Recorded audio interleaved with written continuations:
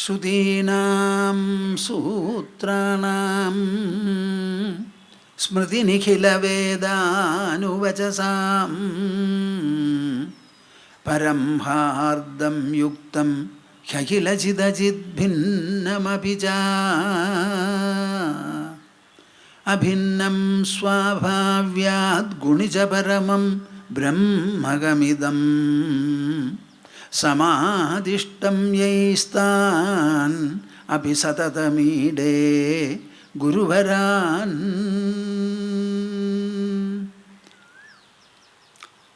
യം ശൈവാസ്സമുപാസതേ ശിവൈതി ബ്രഹ്മേതി വേദാന്തിനോ ബൗദ്ധാ ബുദ്ധ ഇതി പ്രമാണപടവഃ കർത്തേതി നൈയായികാ. അർഹന്നിത്യഥ ജൈനശാസനരതാഃ കർമ്മേതി മീമാംസകാ. സോയം വോ വിദധാതു വാഞ്ചിതഫലം ത്രൈലോക്യനാഥോ ഹരിഃ. സോയം വോ വിദധാതു വാഞ്ചിതഫലം ത്രൈലോക്യനാഥോ ഹരിഃ. മദീയഹൃദയാകാശേ സദാനന്ദമയോ ഗുരുഃ ഉദേതു സതതം സമ്യക് അജ്ഞാനതിമിരാരുണഃ.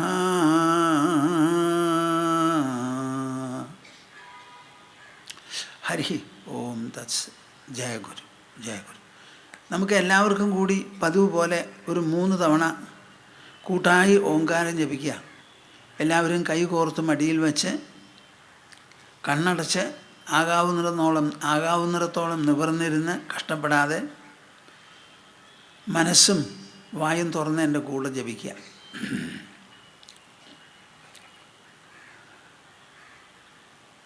ഓ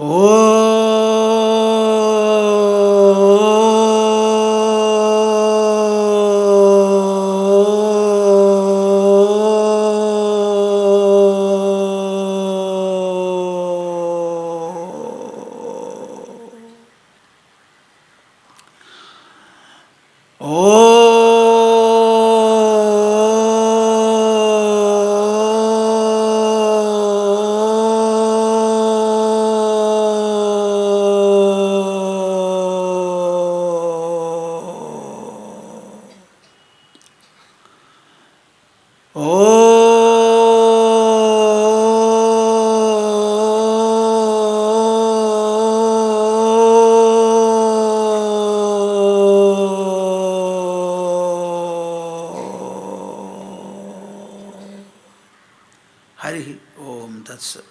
ജയ ഗുരു, ജയ ഗുരു.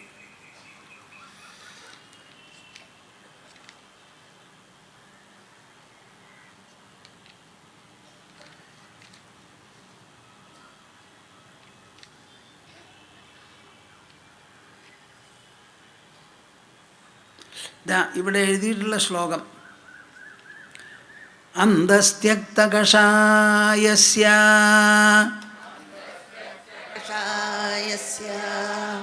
അന്തസ്ത്യക്തകഷായസ്യ നിർദ്വന്ദ്വസ്യ നിരാശിഷഃ നിർദ്വന്ദ്വസ്യ നിരാശിഷഃ യദൃച്ഛയാഗതോ ഭോഗോ യദൃച്ഛയാഗതോ ഭോഗോ ന ദുഃഖായ ന തുഷ്ടയേ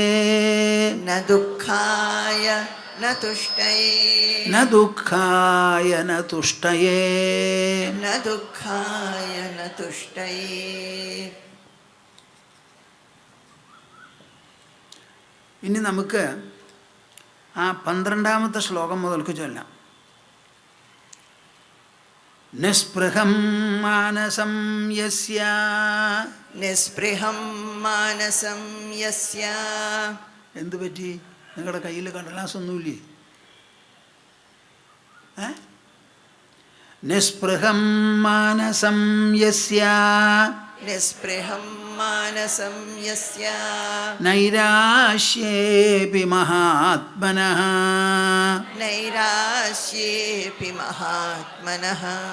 തസ്യാത്മജ്ഞാനതൃപ്തസ്യ. തസ്യാത്മജ്ഞാനതൃപ്തസ്യ. തസ്യാത്മജ്ഞാനതൃപ്തസ്യ. തസ്യാത്മജ്ഞാനതൃപ്തസ്യ. തുലനാ കേന ജായതേ. തുലനാ കേന ജായതേ. സ്വഭാവാദേവ ജാനാനോ.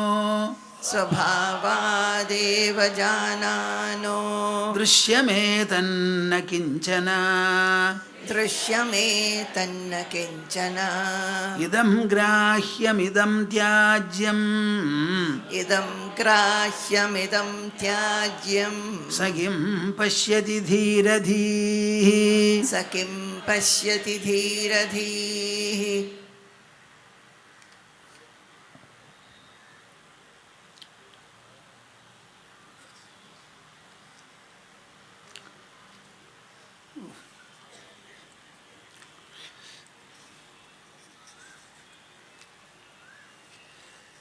കഴിഞ്ഞ ദിവസം ഇന്നലെ നമ്മൾ പറഞ്ഞു നിർത്തിയത് ഏത് ശ്ലോകമാണ് ഞാൻ പറഞ്ഞു നിർത്തിയത്?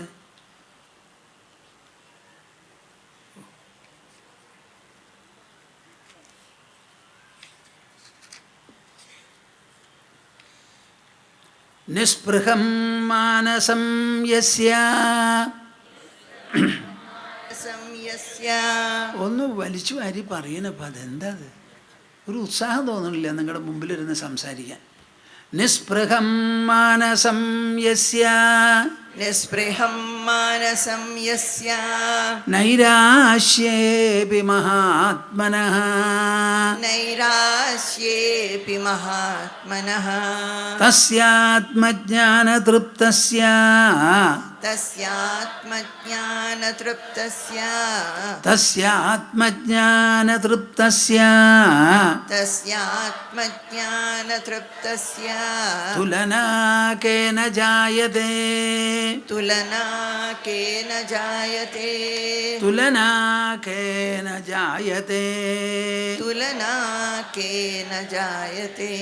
ഈ ശ്ലോകമാണ് നമ്മൾ പറഞ്ഞുകൊണ്ടിരുന്നത്. ഇതിൽ പ്രധാനപ്പെട്ട ഘടകം എന്താ? നിസ്പൃഹം മാനസം യസ്യ. ആരുടെ മനസ്സാണോ നിസ്പൃഹമാകുന്നത് എന്ന്. അപ്പം മനസ്സിൽ സ്വാഭാവികമായി നമുക്ക് ആശകളില്ലാതെയാവും. എപ്പോഴാണ് ഈ ആശകളില്ലാതെയാവുക? എല്ലാ ആശകളും നിറവേറിയാൽ നമ്മുടെ മനസ്സിൽ എന്തുണ്ടാവും? തൃപ്തി ഉണ്ടാവും, സന്തോഷമുണ്ടാവും, സൗഭാഗ്യപ്രതീതി ഉണ്ടാവും, സാഫല്യസിദ്ധി അനുഭവപ്പെടും. ഇതൊക്കെ മനസ്സ് രചിക്കുന്നതാണ് എന്ന് നിങ്ങൾ മനസ്സിലാക്കണം. ആറ്റുനോറ്റൊരു കുട്ടിയുണ്ടായാലും മനസ്സിന് സന്തോഷമാണ്. ഒരു കല്യാണം നടക്കുകയാണെങ്കിലും അപ്പോഴും സന്തോഷമാണ്. ആഫീസിലൊരു പ്രൊമോഷൻ കിട്ടിയാൽ അതിലും സന്തോഷമാണ്. ഇപ്പം ഇന്നത്തെ കാലത്ത് കേരളത്തിൽ ലോട്ടറി ധാരാളം നടക്കുന്നുണ്ടല്ലോ. അതിൽ കിട്ടിയാലോ അപ്പോഴും സന്തോഷം തന്നെ. ഈ സന്തോഷം സന്തോഷം ആ ഒരെണ്ണത്തിന് മാറ്റില്ല. അത് ഉണ്ടാവുന്നത് എവിടെയാണ്? നമ്മുടെ മനസ്സിലാണ്. അപ്പോൾ ഈ സന്തോഷത്തിൻ്റെ ആക്കവും തൂക്കവും എങ്ങനെ ഇരിക്കും എന്ന് ചോദിച്ചാൽ, ഏത് മനസ്സിലാണോ ഈ സന്തോഷവും സൗഭാഗ്യവും തോന്നുന്നത്, ആ മനസ്സിൻ്റെ വലിപ്പം അതിൻ്റെ മഹിമയനുസരിച്ചായിരിക്കുക. സാധാരണ പണമെടുക്കുമ്പോൾ ക്യാമറയുടെ ലെൻസിന് എത്രത്തോളം ശക്തിയുണ്ടോ അതനുസരിച്ചാണല്ലോ വളരെ തെളിച്ചവും വ്യക്തതയൊക്കെ ഉണ്ടാവുക. അതുപോലെ നിങ്ങളുടെ മനസ്സിനെ വലുതാക്കാൻ നോക്കൂ.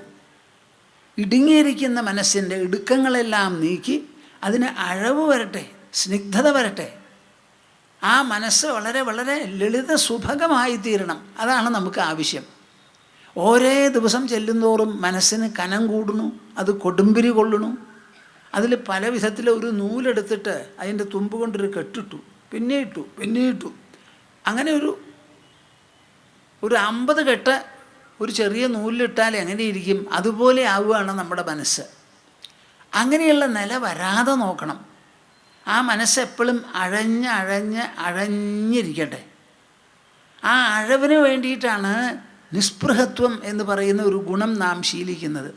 നമ്മൾ ആശിച്ചിട്ടൊന്നും വേണ്ട ഈ ലോകം നടക്കാൻ, നമ്മുടെ ജീവിതവും മുൻപോട്ട് പോകാൻ. നിങ്ങൾ ഇന്നു മുതൽക്ക് 2 ദിവസം തീരെ ആശിക്കാതെ ഇരിക്കുമോ? എന്നിട്ട് 2 ദിവസം നീങ്ങുന്നുണ്ടോ എന്ന് നമുക്ക് നോക്കുക. സൂര്യൻ ഉദിക്കാതെ ഇരിക്കുമോ? ചന്ദ്രൻ ഉദിക്കാതെ ഇരിക്കുമോ? എന്താ അവിടെ ഉണ്ടാവാൻ പോണത്? നിങ്ങളുടെ ശ്വാസകോശം പ്രവർത്തനം നിർത്തുമോ? ഹൃദയം അടിക്കാതെ ആവുമോ? ആശയുണ്ടെങ്കിലേ എല്ലാം ഉള്ളൂ എന്ന് ആരാ നിങ്ങളോട് പറഞ്ഞത്? ഒരൊറ്റ ആൾ പറഞ്ഞിട്ടില്ല. നമ്മുടെ സ്വയമുള്ള തെറ്റിദ്ധാരണയും ദുസ്വഭാവവുമാണത്. അപ്പം നിസ്പൃഹമായിരിക്കുന്ന ഒരു മനസ്സ് നമുക്ക് ആവശ്യമുണ്ടെന്ന്. വാസ്തവത്തിൽ ഈ നിസ്പൃഹത്വത്തിൻ്റെ വകഭേദം തന്നെയാണ് കൃഷ്ണൻ ഭഗവത്ഗീതയിൽ അടിതൊട്ട് മുടി വരെ പറയുന്നത്. വിഹായ കാമാൻ യസ്സർവാൻ പുമാംശരതി നിസ്പൃഹ നിർമ്മമോ നിരഹങ്കാര സശാന്തി മധിഗച്ഛതി എന്ന് സ്ഥിതപ്രജ്ഞ പ്രകരണത്തിൽ കൃഷ്ണൻ വളരെ വ്യക്തമാക്കി പറഞ്ഞിട്ടുണ്ട്. വളരെ വ്യക്തമാക്കി പറഞ്ഞിട്ടുണ്ട്. വിഹായ കാമാൻ യസ്സർവാൻ, എല്ലാ വിധത്തിലുള്ള ആഗ്രഹങ്ങളെയും വിവേകപൂർവം വിവേചനം ചെയ്ത് അങ്ങോട്ട് വിട്ടുകളയുക. ആഗ്രഹത്തിൻ്റെ പിന്നാലെ പോകാതെ ആഗ്രഹത്തെ തന്നെ ഉപേക്ഷിക്കുക. വിഹായ കാമാൻ യസ്സർവാൻ പുമാം ശരതി നിസ്പൃഹ. എന്നിട്ട് ഈ ലോകത്തിൽ ഭംഗിയായി സഞ്ചരിക്കണം, വ്യവഹരിക്കണം, പ്രവർത്തിക്കണം. ആശകളങ്ങോട്ട് വിട്ടാൽ നിങ്ങളുടെ പ്രവർത്തനത്തിനുള്ള ശക്തിയും സാധ്യതയും എത്രയോ ഇരട്ടി വർദ്ധിക്കും. ഈ ആശ എന്ന് പറയുന്നത് മനസ്സിനെ ഇടുക്കുന്നതാണ്, കൺസ്ട്രിക്റ്റ് ചെയ്യുന്നതാണ്. ആശ അങ്ങോട്ട് വിട്ടാൽ മനസ്സിൻ്റെ ഇടുക്കങ്ങോട്ട് പോയി. ഇടുക്കം പോയാലോ അതിന് വികാസം വന്നു. വികാസം വരുമ്പോൾ സാധ്യത കൂടി, ശക്തി കൂടി, ഉൾക്കൊള്ളാനുള്ള സാധ്യതയും ഉൾക്കൊള്ളുന്ന ശീലവുമൊക്കെ അധികമായി വരും. ഒന്ന് പരിശീലിച്ച് നോക്കൂ. സാധാരണ നമ്മളിത് ചിന്തിക്കാറില്ല, ആരും ഒട്ട് പറയാറുമില്ല. പറയുന്നതൊക്കെ മറിച്ച മനസ്സിന് കനം കൂട്ടാൻ, മനസ്സിനെ കൂടുതൽ കൊടുമ്പിരി കൊള്ളിക്കാൻ, അതിൽ കെട്ടുപൂട്ടുകളും നൂലാമാലുകളും വർദ്ധിപ്പിക്കാൻ, അതിനു വേണ്ടിയിട്ടാണ് നമ്മളുടെ എല്ലാ പരിശ്രമങ്ങളും ബാക്കിയുള്ളവർ പറയണതും.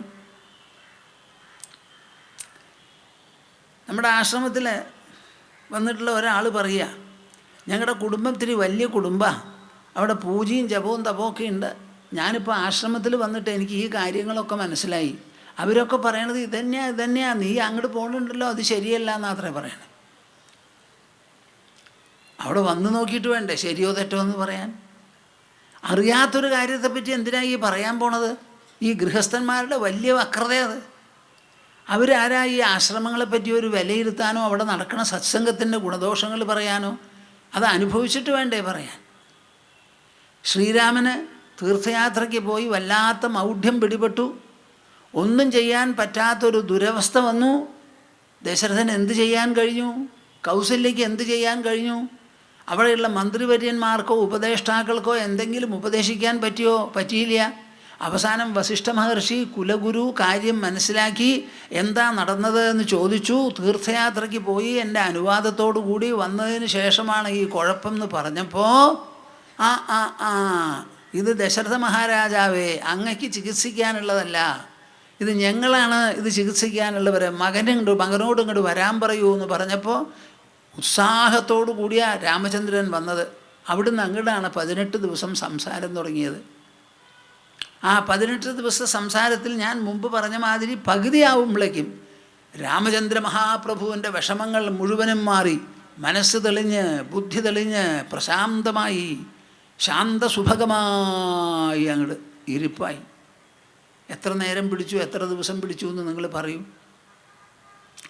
നമ്മുടെ മനസ്സിനുള്ള ദൗർഭാഗ്യവും സൗഭാഗ്യവും എല്ലാം അതിൻ്റെ ഉള്ളിൽ തന്നെയാണ് ഒളിഞ്ഞിരിക്കുന്നത്. ദൗർഭാഗ്യം നീക്കിയാൽ സൗഭാഗ്യമായി, സൗഭാഗ്യത്തിൽ നിന്ന് തെറ്റിയാൽ ദൗർഭാഗ്യമായി, നന്മ വിട്ടാ തിന്മ, തിന്മ വിട്ടാ നന്മ. ഇതിൻ്റെ രണ്ടിൻ്റെയും ഇടയിലൊരു സ്ഥിതിയെപ്പറ്റി സാധാരണ ആർക്കും അറിയില്ല. അതാണ് നമ്മുടെ കുഴപ്പം. വിഹായ കാമാൻ യസ്സർവാൻ പുമാം ശരതി നിസ്പൃഹ നിർമ്മമോ നിരഹങ്കാര. മമത അങ്ങോട്ട് വിടൂ. അഹങ്കാരവും ഇല്ലാതെ ആവട്ടെ, തേഞ്ഞു പോട്ടെ. സശാന്തിമധിഗച്ഛതി. ആ മനുഷ്യനാണ് പരമശാന്തി, പരമശാന്തി എന്ന് പറയുന്നു.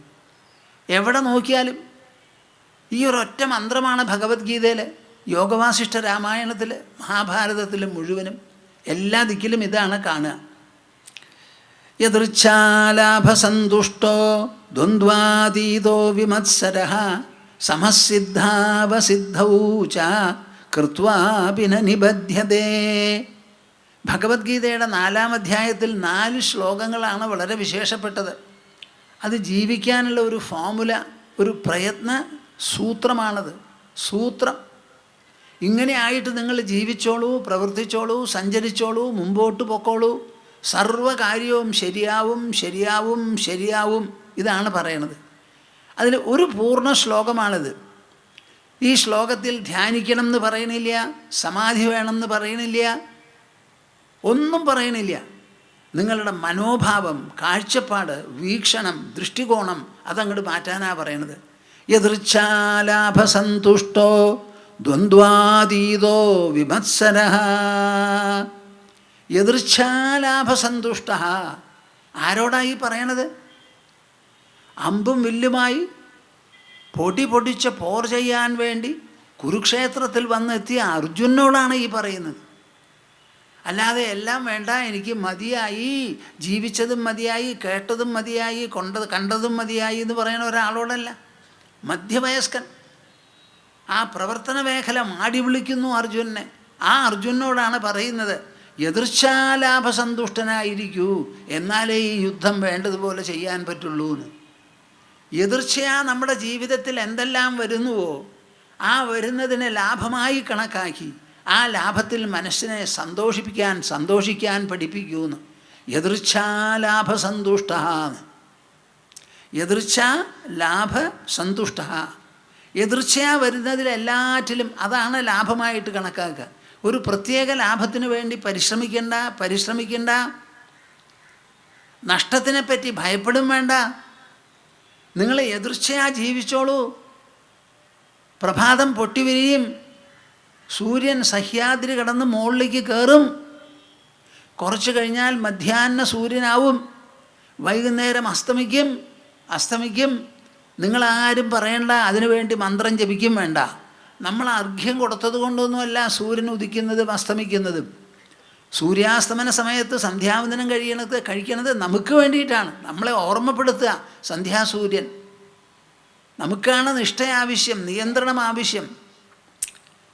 ഒരിക്കലും വിചാരിക്കരുത് നമ്മൾ പറഞ്ഞിട്ടാണ് സൂര്യൻ്റെ ഉദയവും അസ്തമനവും നടക്കണതെന്ന്. എതിർച്ചയാ നടക്കണതാ. അതുപോലെ ലോകത്തിലെല്ലാം തന്നെ ഹാർട്ട് ഒരടി അടിച്ചു, രണ്ടാമത്തെ അടി അടിക്കണത് നിങ്ങൾ പറഞ്ഞിട്ടാണോ? കേൾക്കട്ടെ ഞാൻ. എന്താ ഇവരും മിണ്ടാത്തെ? ടപ്പെന്ന് നിന്നാൽ നിങ്ങൾ എന്തു ചെയ്യും?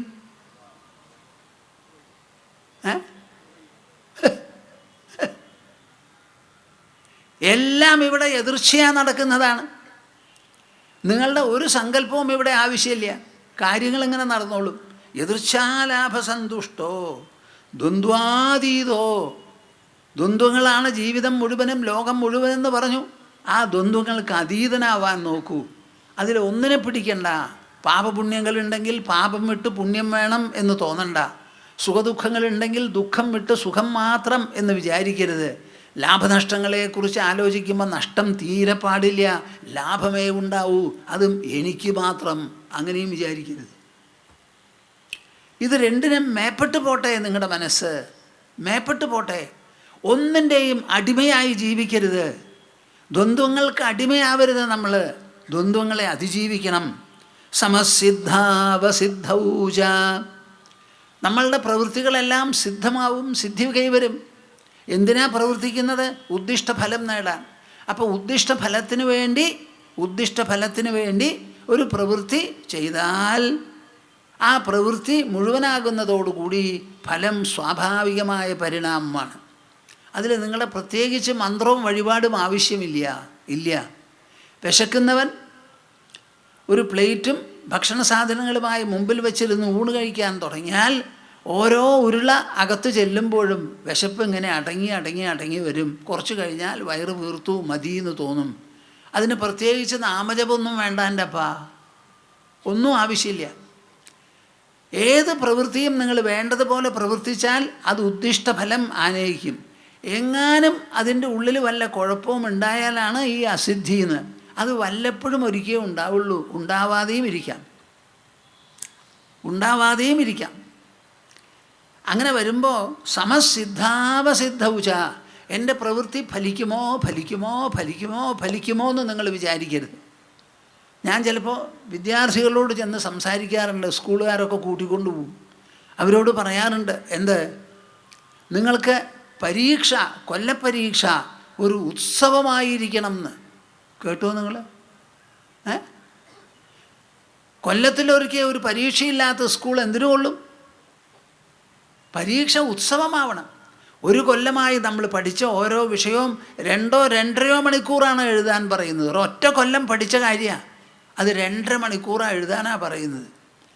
ഒരു കൊല്ലം പഠിച്ചത് നിങ്ങൾക്ക് 2.5 മണിക്കൂർ എഴുതിക്കൂടെ? ആ വരാൻ കാത്തിരിക്കണം നമ്മുടെ മനസ്സ്. ഉത്സാഹത്തോടു കൂടി വേണം അവിടെ പോവാൻ. ഇപ്പം കാണുന്നത് എന്താ? അയ്യോ പേടി. എന്തിനാണ് നിങ്ങൾ ഈ പേടിക്കണത്?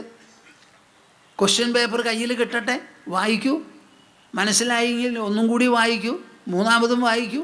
എന്നിട്ട് അറിയുന്ന വിഷയങ്ങൾ എഴുതൂ, അറിയാത്തത് വിട്ടിങ്ങോട്ട് പോരൂ. ആരാ നിങ്ങളെ ഏമിക്കണത്, ശാസിക്കണത്? പോയാലല്ലേ അറിയുള്ളൂ ക്വസ്റ്റ്യൻസ് എന്താണെന്ന്, എഴുതിയാലല്ലേ അറിയുള്ളൂ പാസ്സാവില്ലയോ എന്ന്. നിങ്ങളെന്തിനാ അതിനെപ്പറ്റി പേടിക്കണത്? പൂനെയിലെ വലിയ ഇൻസ്റ്റിറ്റ്യൂട്ടിൽ പഠിക്കുന്ന ഒരു കുട്ടി നാളെ എക്സാമിനേഷൻ ഇന്ന് എനിക്ക് ടെലിഫോൺ ചെയ്തിട്ട് പറയാ, സ്വാമിജി എന്താ നാളെ പരീക്ഷ ആയിക്കോട്ടെ, എനിക്ക് പുസ്തകം നോക്കിയാൽ ഒന്നും മനസ്സിലാവണില്ല. അതെന്താ കാര്യം? കുറേ നേരം സംസാരിച്ചു. എന്നിട്ടാണ് ഞാൻ ചോദിച്ചത്, നീ എത്ര നേരം ഉറങ്ങുന്നുണ്ടെന്ന്. അപ്പം 3 മണിക്കൂറെന്ന്. ഞാൻ പറഞ്ഞു, പുസ്തകം അടച്ചു വെച്ച് കിടന്നോളൂ. ചുരുങ്ങിയത് 10 മണിക്കൂർ ഉറങ്ങിയിട്ടേ എണീക്കാൻ പാടുള്ളൂ, അലാം വെച്ചോളൂ ആ സമയത്തെന്ന്. എണീറ്റതിന് ശേഷം കുറേ നേരം പഠിക്കാനുണ്ട്, ലാസ്റ്റ് പോർഷൻസ് ഏതെങ്കിലും നോക്കണമെങ്കിൽ നോക്കിക്കോളൂ, പൊക്കോളൂ, എഴുതിക്കോളൂ, മിണ്ടരുത്. ഇപ്പം അടയ്ക്കുക പുസ്തകം, കിടന്നുറങ്ങുകയാണ്. 3 മണിക്കൂർ വീതം കിടന്നുറങ്ങി ഒരു കുട്ടി എങ്ങനെയാണ് പഠിച്ചെഴുതാനും മനസ്സിലാക്കാനും ഒക്കെ പോണത്? ഇതേമാതിരി ഒരു എഞ്ചിനീയറിംഗ് കോളേജിൽ പഠിക്കുന്ന വേറെ ഒരു കുട്ടി ടെലിഫോൺ ചെയ്ത് പറയുക, സ്വാമിജി ഒന്നും കയറുന്നില്ല.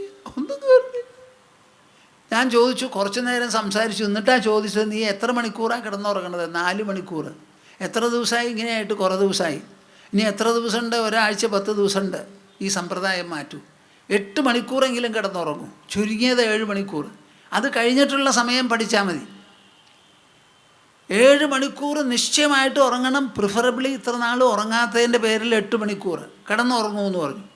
അവൻ ഉറങ്ങി, എൻജിനീയറിംഗ് പരീക്ഷ എഴുതി പാസ്സായി. ഇപ്പം അമേരിക്കയിലാണ് ജോലിയും കാര്യമായിട്ട്, അവിടെ പോയിട്ടാണ് MS ചെയ്തത്. നിങ്ങളെന്താ ഈ പറയണത്? കുട്ടികളെ പേടിപ്പിച്ചിട്ട് എന്താ കാര്യം? ഉത്സവമാണെന്ന് കണക്കാക്കി നിങ്ങൾ പോകണം പരീക്ഷയ്ക്ക്. പരീക്ഷയില്ലാത്ത സ്കൂൾ എന്തിനു കൊള്ളാം? പരീക്ഷയില്ലാത്ത പഠിപ്പ് എന്തിനു കൊള്ളാം? ആ പരീക്ഷ കഴിഞ്ഞിട്ട് വേണ്ടേ നമുക്ക് അടുത്ത ക്ലാസ്സിലേക്കോ സ്കൂളോ കോളേജോ തന്നെ വിട്ട് പുറത്തേക്ക് കിടക്കാൻ? എന്താ നമ്മൾ പേടിക്കണത്? പരീക്ഷയെ പേടിക്കണമോ അതോ 4 കൈയോടുകൂടി സ്വാഗതം ചെയ്യണമോ? ഈ ചോദ്യത്തിന് നിങ്ങൾ മറുപടി പറയണപ്പാ. പരീക്ഷയെ സ്വാഗതം ചെയ്യണമോ? നമുക്ക് ബീഹാർ എന്നൊരു സംസ്ഥാനമുണ്ട്, അവിടെ പരീക്ഷ ഒരിക്കലും ശരിക്കും നടക്കില്ല. ദുഷ്പേരാത്. അവിടുത്തെ കുട്ടികളൊക്കെ പുറമേ പോയി പഠിക്കണത്. എന്താ? ബീഹാറിൽ പരീക്ഷ നടക്കില്ല എന്ന്. അങ്ങനെ ഒരു പേരാണോ നമ്മൾ ആവശ്യപ്പെടുന്നത്? പരീക്ഷ യഥാസമയം നടക്കണം, അസലായിട്ട് നടക്കണം. അതിൽ കുട്ടികൾ എഴുതണം, പാസ്സായവർ പാസ്സാവണം, തോൽക്കുന്നവർ തോൽക്കണം. നമുക്ക് പാസ്സായവരെ വേണം പിന്നെ പഠിപ്പിക്കാൻ, ഉദ്യോഗത്തിന് വയ്ക്കാൻ. തോൽക്കുന്നവരെ അല്ല. പഠിക്കാനാണ് പോകുന്നത്. വിദ്യാലയത്തിൽ പോകുന്നത് പഠിക്കാൻ മാത്രമായ. ആ വിദ്യാലയത്തിൻ്റെ ഉള്ളിൽ പഠിപ്പല്ലാതെ വേറെ ഒരു കാര്യം മിണ്ടരുത്, ചിന്തിക്കരുത്, കൊണ്ടു നടക്കരുത്. അവിടെ ചെല്ലുന്നത് പഠിക്കാനാണ്. അവിടെ പഠിക്കലും പഠിപ്പിക്കലും അധ്യയനവും അധ്യാപനവും മാത്രമേ അവിടെ നടക്കാവൂ. വേറൊരൊറ്റ കാര്യം നടക്കരുത്. ആ അധ്യയനത്തിന് ഉത്സാഹം നൽകുന്നത് വല്ലതും ഉണ്ടെങ്കിൽ അതും കൂടി ചെയ്തോളൂ, വിരോധമില്ല. പ്രായപൂർത്തിയാകാത്ത കുട്ടികളോട് നമ്മൾ എന്തു പറയാനാ? അവരുടെ ശരീരം വളർന്ന് മുഴുവനാകുന്നത് വരെ അവരുടെ മനസ്സിനെയും ബുദ്ധിയെയും കൂടി വളർത്തണം എന്നതാണ് നമ്മുടെ ആവശ്യം. അത് വളർത്താനാണ് ഈ പള്ളിക്കൂടത്തിലേക്ക് പറഞ്ഞയക്കുന്നത്. അവിടെ അധ്യയനം അധ്യാപനം, അധ്യയനം അധ്യാപനം, അധ്യയനം അധ്യാപനം, ഈ 2 കാര്യമേ അവിടെ പാടുള്ളൂ. മൂന്നാമതൊരൊറ്റ കാര്യത്തിനെ പറ്റി മിണ്ടരുത്. ആദ്യം ശ്രദ്ധിക്കേണ്ടത് അധ്യാപകന്മാരാണ്. അവരുടെ ഈ സൊള്ളും മൊള്ളും ഒക്കെ ഒന്ന് നിർത്തണം. അവിടെ അധ്യാപകന്മാരാണ് ശ്രദ്ധിക്കേണ്ടത്. അവരുടെ റൂമിൽ എന്താ നടക്കണേ എന്നുള്ളതിന് നമുക്ക് ഒരു ക്യാമറ വയ്ക്കണം. അവിടെ വിദ്യാഭ്യാസ മേഖലയിൽ ശരിയായ അന്തരീക്ഷം പ്രദാനം ചെയ്യാൻ കടപ്പെട്ടവരാണ് അവിടെ ഉള്ളവരെല്ലാവരും. അധ്യാപകരിൽ നിന്ന് ആരംഭിച്ച് അധ്യേതാക്കളിൽ എല്ലാവരും തന്നെ നല്ല പോലെ മനസ്സിലാക്കണം, ഇതൊരു വിദ്യാലയമാണ്, വിദ്യ വിനിമയം ചെയ്യാനുള്ള ഒരു സ്ഥലമാണെന്ന് മനസ്സിലാക്കി പോയി വന്ന് പഠിക്കണം. ഈ കഴിഞ്ഞ സെപ്റ്റംബറിൽ ഞങ്ങൾ അമേരിക്കയ്ക്ക് പോകുമ്പോൾ ലണ്ടനിൽ ഒരു 3 ദിവസം ഇറങ്ങി തങ്ങിയിട്ടാണ് പോയത്. അങ്ങനെ പതിവില്ല, വളരെ അപൂർവമായിട്ടേ ചെയ്യാറുള്ളൂ. അപ്പോൾ താമസിച്ച വീട്ടിലൊരു കുട്ടിയുണ്ട്, ആദിത്യ എന്നാണ് അവന് പേര്. അന്ന് അവന് 9 വയസ്സാണ്. അപ്പോൾ ഞാൻ ആ കുട്ടിയുടെ വിദ്യാഭ്യാസത്തെ പറ്റിയൊക്കെ അച്ഛനോടും അമ്മയോടൊക്കെ സംസാരിച്ചുകൊണ്ടിരുന്നു. ആ അമ്മ പറയുക, എനിക്ക് കേട്ടിട്ട് അതിശയം തോന്നി. പക്ഷേ അതിശയം എനിക്ക് മാത്രമാവാം, നിങ്ങൾക്ക് ഉണ്ടാവില്ല. എന്നാലും ഞാൻ കേട്ടതും കണ്ടതും പറയട്ടെ. നല്ല ഒരു സ്കൂളിൽ നല്ല ഫീസ് കൊടുത്തിട്ടാണ് പഠിപ്പിക്കുന്നത്. ആ സ്കൂളിൽ മരങ്ങളുണ്ട്, ബാക്കി പലതും ഉണ്ട്. കുട്ടികളെ പഠിപ്പിക്കുന്നത് അവരൊരു നേരം പോക്കായിട്ട് വിഹരണമായിട്ടാണ് പഠിപ്പിക്കുന്നത്. മരത്തിലൊക്കെ കയറാൻ പറയും, അവരുടെ ഇഷ്ടം പോലെ കളിക്കും. അച്ഛനമ്മമാരോട് പറയുക, നിങ്ങളുടെ കുട്ടികളുടെ പഠിപ്പിൽ സ്വല്പമെങ്കിലും താല്പര്യം വയ്ക്കരുത്. ഞങ്ങളൊരൊറ്റ ആൾക്ക് ഹോംവർക്ക് കൊടുക്കുന്നില്ല. നിങ്ങളോട് ഞങ്ങൾ ആവശ്യപ്പെടുന്നത് കുട്ടികളെ വേണ്ടതുപോലെ ഭക്ഷണം കൊടുത്ത് വളർത്തുക, അവർ ഉറങ്ങട്ടെ എന്നാണ് അത്രേ പറയണേ. നിങ്ങൾ കേൾക്കണുണ്ടോ? ഇല്ല. കേൾക്കണുണ്ടോ? കുട്ടികൾ ഉറങ്ങട്ടെ എന്ന്. 12 മണിക്കൂർ ഉറങ്ങിയാലും ആ സ്കൂളിന് സന്തോഷമാണത്രേ കുട്ടികൾ. 12 മണിക്കൂർ അവർ കിടന്നുറങ്ങട്ടെ. നിങ്ങൾ ഭക്ഷണം കൊടുക്കൂ, ഉറക്കൂ, ഭക്ഷണം കൊടുക്കൂ, ഉറക്കൂ. ഒറ്റ കാര്യം കുട്ടികളെ പഠിപ്പിക്കരുത് എന്ന്. പഠിപ്പ് ഞങ്ങളുടെ കാര്യമാണ്, ഞങ്ങൾ നോക്കാം. കേൾക്കുന്നുണ്ടോ നിങ്ങൾ? നമ്മുടെ ഇന്ത്യ രാജ്യത്ത് അങ്ങനെയുള്ള സ്കൂളുണ്ടോ എന്ന് എനിക്കറിയില്ല. എൻ്റെ അറിവിലുണ്ടായിരുന്നില്ല. എപ്പോൾ ഉണ്ടോ? നോക്കൂ, വിദ്യാഭ്യാസം എന്ന് പറയുന്ന മേഖല വലിയ വിപ്ലവത്തിന് വിധേയമായിട്ടിരിക്കുക. ചില കുട്ടികൾ എൻ്റെ അടുത്ത് വന്ന് പറയുകയാണ്, സ്വാമിജി എന്ത് വിദ്യാഭ്യാസം അത്?